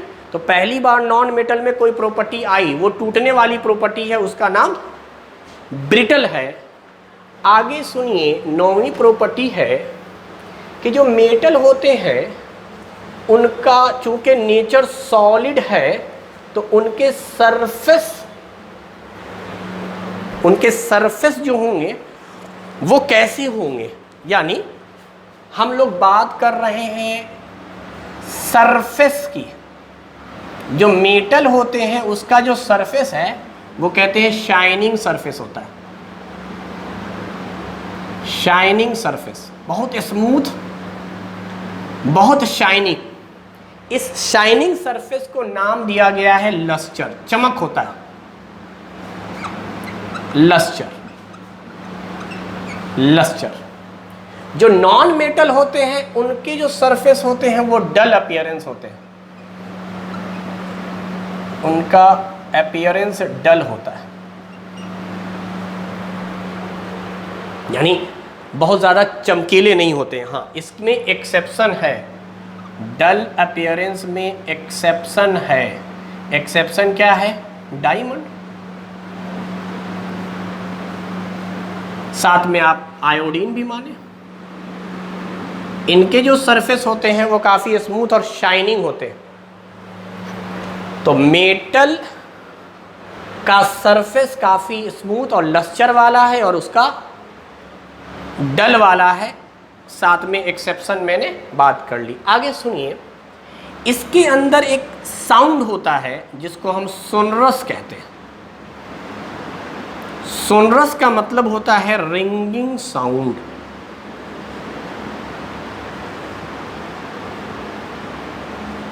रिंगिंग साउंड व्हेन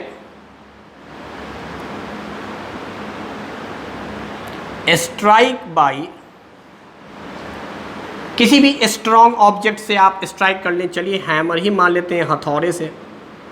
अगर आप हथौड़े से मारेंगे तो मेटल जो होगा वो शीट बनेगा और साथ में उसके अंदर एक रिंगिंग साउंड होगी। तो ये मेटल की जो प्रॉपर्टी है वो है सोनरस, आवाज़ करेगा। इसीलिए इसका इस्तेमाल, मेटल का इस्तेमाल करते हैं। Metal are used to make bell. Bell में इस्तेमाल करते हैं क्योंकि उसकी जो आवाज़ होती है वो रिंगिंग साउंड होती है, प्लीजेंट कह सकते हैं साउंड होती है। और ये जो होता है वो नॉन साउंडलेस होता है। यहां पे कोई रिंगिंग साउंड नहीं होती है।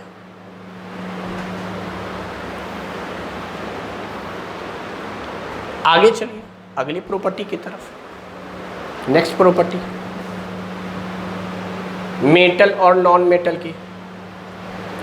मेटल जो होते हैं वो कंडक्टिविटी शो करते हैं, दे आर कंडक्टर। तो नेक्स्ट प्रॉपर्टी है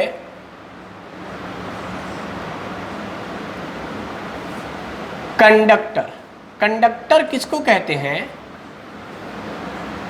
जो अलाउ करता है, allow to pass charge and heat. अगर चार्ज पास हो गया तो कहेंगे इलेक्ट्रिकल कंडक्टिविटी, मतलब इलेक्ट्रिसिटी पास हो जाएगी। और अगर हीट पास हो गया तो कहेंगे थर्मल कंडक्टिविटी।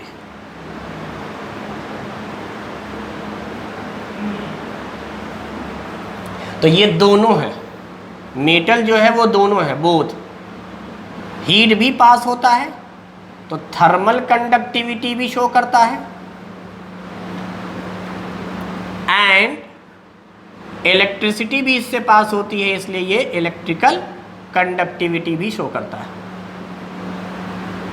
मेटल दोनों शो करते हैं, थर्मल कंडक्टिविटी भी और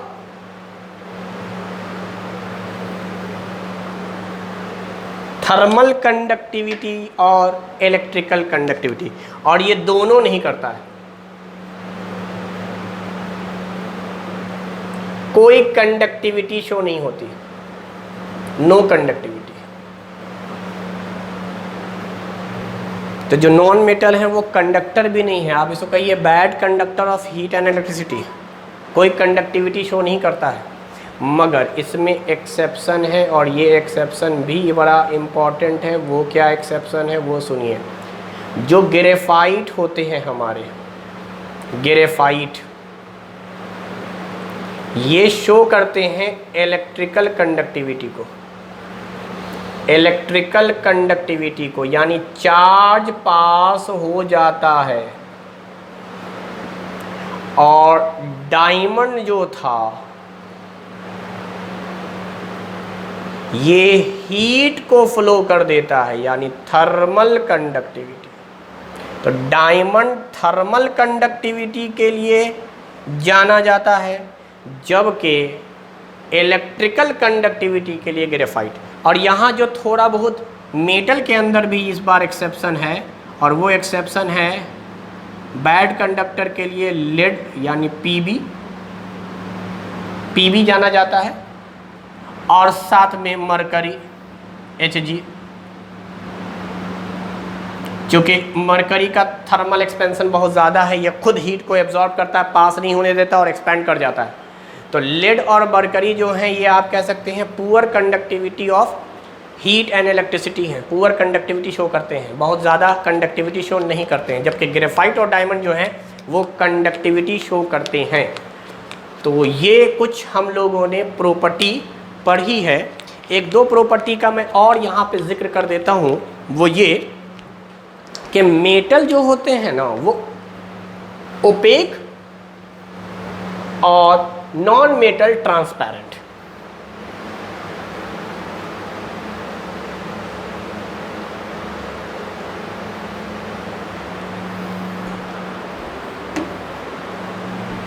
यानी अगर आप इनकी अपीयरेंस देखें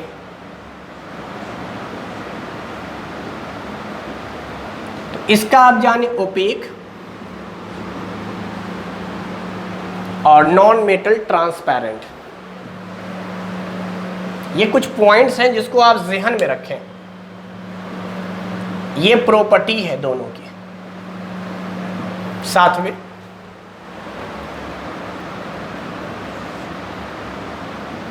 अगर हम मेटल को पानी में डालें, नॉन मेटल को पानी में डालें, तो क्या होगा? इन एक्वस मीडियम मेटल क्या करता है? Metal generate cations. केटायंस कहते हैं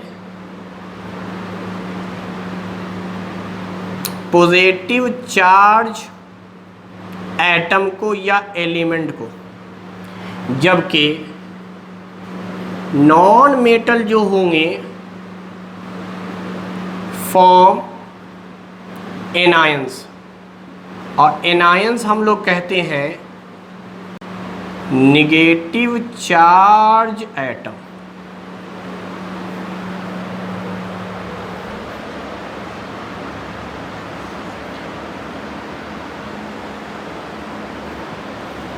अगर हम लोग टेंडेंसी की बात करें तो metal having tendency to lose electron, metal की टेंडेंसी इलेक्ट्रॉन लूज करने की है। मेटल की जो टेंडेंसी है वो इलेक्ट्रॉन को लूज करने की है। इलेक्ट्रॉन को लूज करेगा तभी केटायन बनेगा। और नॉन मेटल की जो टेंडेंसी है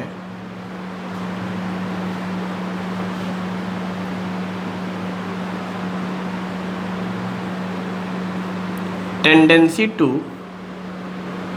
एक्सेप्ट इलेक्ट्रॉन,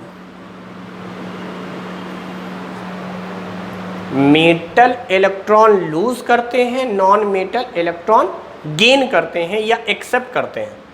और अगर हम प्रॉपर्टी की बात करें तो ये जो एजेंट है वो समझ लीजिए, मेटल जो हैं, metals are reducing agent, electron देते हैं इसीलिए रिड्यूसिंग एजेंट है, रिड्यूसिंग एजेंट।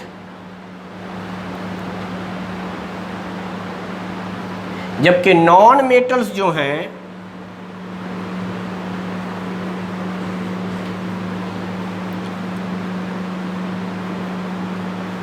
ऑक्सीडाइजिंग एजेंट है।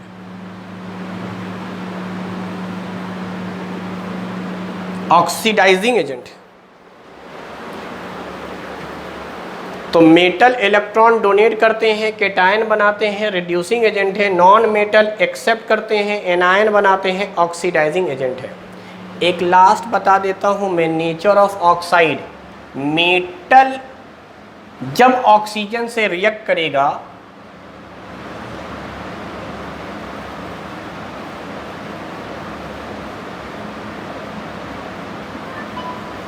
तो बनाएगा बेसिक ऑक्साइड। मेटल के जो ऑक्साइड होते हैं वो बेसिक इन नेचर होते हैं, बेसिक इन नेचर। जबकि नॉन मेटल के जो होते हैं वो एसिडिक इन नेचर होते हैं, एसिडिक इन नेचर। हालांकि एसिड बेस अलग एक चैप्टर ही है, मगर थोड़ी सी बात मैं यहाँ पे कर लूँ कि एसिडिक इन नेचर और बेसिक इन नेचर का क्या मतलब होता है। तो देखो, जो बेस होते हैं ना, जो बेस होते हैं, बेस, उसकी प्रॉपर्टी बता रहा हूँ। खाने में तीखा लगता है, अगर हम खाएंगे तो वो खाने में तीखा लगेगा, इसीलिए बी से होता है बीटर, बी से होता है बेस। तो बेस बीटर इन टेस्ट होते हैं। अगली प्रॉपर्टी बेस की लिखना चाहो तो लिखो, बेस जो होगा ना वो लिटमस पेपर को ब्लू बना देता है। तो बी से ब्लू, बी से बीटर, बी से बेस। तो litmus paper turns into blue, यानी रेड एक्चुअली होता है, रेड लिटमस पेपर ब्लू में कन्वर्ट हो जाता है। तो बेस अगर रहा ना तो वो ब्लू में कन्वर्ट कर देगा। बेस वो होते हैं जिसका pH मोर देन 7 होता है, ये ग्रेटर का साइन है। जिसका pH एक स्केल रीडिंग है, मोर देन 7 होता है, मोर देन 7। इसका मतलब यही हुआ, मोर देन 7, 7 से ज़्यादा। तो मैं इसको ऐसे लिखता हूँ, बहुत pH, यानी pH की वैल्यू बहुत होती है। 7 से ज़्यादा होने का मतलब बहुत होते हैं। तो B से बहुत, जिसका pH बहुत हो, जो बीटर हो, जो ब्लू हो। तो जब बहुत pH होगा तो वो बेस। आगे सुनो, एसिड से क्या मुराद? जो खाने में खट्टा लगे, सॉर इन टेस्ट। अगर हम खाएं तो खाने में तक खट्टा लगे। तो जितने भी खट्टी चीज़ें हैं वो सब एसिड वाली होंगी। सिट्रिक फूड जितने भी हैं उसमें सॉर होता है, यानी एसिडिक नेचर होता है। इसकी वजह से वो उसका टेस्ट सॉर होता है, खट्टा लगता है खाने में। आगे सुनिए, जो लिटमस पेपर को रेड में कन्वर्ट कर दे, litmus paper turns into red, जो रेड में कन्वर्ट कर दे, खाने में खट्टा लगे, लिटमस पेपर ब्लू से रेड कर दे, और जिसका pH लेस देन 7 हो। इसका मतलब हुआ लेस देन 7, 7 से कम। यहाँ 7 से ज़्यादा था इसलिए बहुत कहा, वहाँ 7 से कम है तो जो 7 से कम हो, जो लाल कर दे और खाने में खट्टा लगे वो एसिड। तो नॉन मेटल बनाते हैं एसिडिक ऑक्साइड, मेटल बनाता है बेसिक ऑक्साइड। तो ये एक फिजिकल प्रॉपर्टी के बेस पर मेटल नॉन मेटल के विथ देयर एक्सेप्शंस मैंने क्लासिफिकेशन आपको बताया। तो आपका काम ये है कि पीरियोडिक टेबल में जो कोड बताए, जो नाम बताए, उनको पढ़िए, समझिए मेटल कितने हैं, कौन कौन है, नॉन मेटल कौन कौन है, कितने हैं। उसके अलावा ये जो टेबुलर फॉर्म दिया है इसको समझिए कि नॉन मेटल कहाँ कहाँ एक्सेप्शन में आ रहे हैं और नॉन मेटल की प्रॉपर्टीज़ क्या क्या है, उसका फिजिकल स्टेट क्या है, मेल्टिंग पॉइंट बॉइलिंग पॉइंट में कौन ज़्यादा है कौन कम है, एक्सेप्शंस क्या है, थर्मल कंडक्टिविटी किसकी है, इलेक्ट्रिकल कंडक्टिविटी किसकी है, मेलाइबिलिटी किसको कहते हैं, डक्टाइल नेचर का कौन होगा, मेलाइबिलिटी का ऑर्डर क्या है, डक्टिलिटी का ऑर्डर क्या है, ये सब बातों को जानिए और समझिए। उसके साथ साथ नेचर ऑफ ऑक्साइड और साथ में मैंने टेंडेंसी बताई ऑक्सीडाइजिंग एजेंट, रिड्यूसिंग एजेंट, फिर ये बताया आपको कि पानी में डालने पर केटायन देगा कि एनायन देगा, केटायन पॉजिटिव चार्ज होता है, एनायन नेगेटिव चार्ज होता है, कौन इलेक्ट्रॉन डोनेट कर रहा है, कौन इलेक्ट्रॉन एक्सेप्ट कर रहा है। तो ये सारी प्रॉपर्टी प्रॉपर नोट्स बनाकर समझिए और जानिए। जब नेक्स्ट क्लास में मिलेंगे तो हम लोग डील करेंगे केमिकल प्रॉपर्टीज़ को, यानी केमिकल रिएक्शंस को। केमिकल रिएक्शन में भी फिजिकल कॉन्सेप्ट यूज़ होंगे, जिसमें रिएक्टिविटी आएगा, डिस्प्लेसमेंट रिएक्शंस आएंगे, कंबशन रिएक्शन आएंगे, यही नेचर ऑफ ऑक्साइड्स आएंगे, इलेक्ट्रॉन देने की टेंडेंसी, इलेक्ट्रॉन लेने की टेंडेंसी, रिड्यूसिंग एजेंट ऑक्सी, ये सब थोड़ा बहुत इस्तेमाल होगा, वैलेंस इलेक्ट्रॉन, वैलेंसी, ये सब बातें आएंगी। इसलिए पीरियोडिक टेबल ज़रूरी है। और ये एक ब्रीफ इंट्रोडक्शन वाला क्लास, मैं इसको बेसिकली मानता हूँ एक इंट्रोडक्शन वाला क्लास के स्टार्ट मैंने किया एलिमेंट से, कि एलिमेंट को 3 हिस्सों में बांटा गया। आपके लेवल पे जो पढ़ना है वो मेटल और नॉन मेटल ही डिटेल में पढ़ना है। तो आप मेटल की प्रॉपर्टी जाने, नॉन मेटल की प्रॉपर्टी जाने। उसके बाद हम लोग जब नेक्स्ट क्लास में मिलेंगे तो उसका एप्लीकेशन सीखेंगे। एप्लीकेशन मीन्स केमिकल प्रॉपर्टीज़, और साथ में डेली लाइफ में क्या इस्तेमाल है मेटल्स के, क्या इस्तेमाल है नॉन मेटल्स के लिए। तो आज के लिए इतना ही। Thank you very much.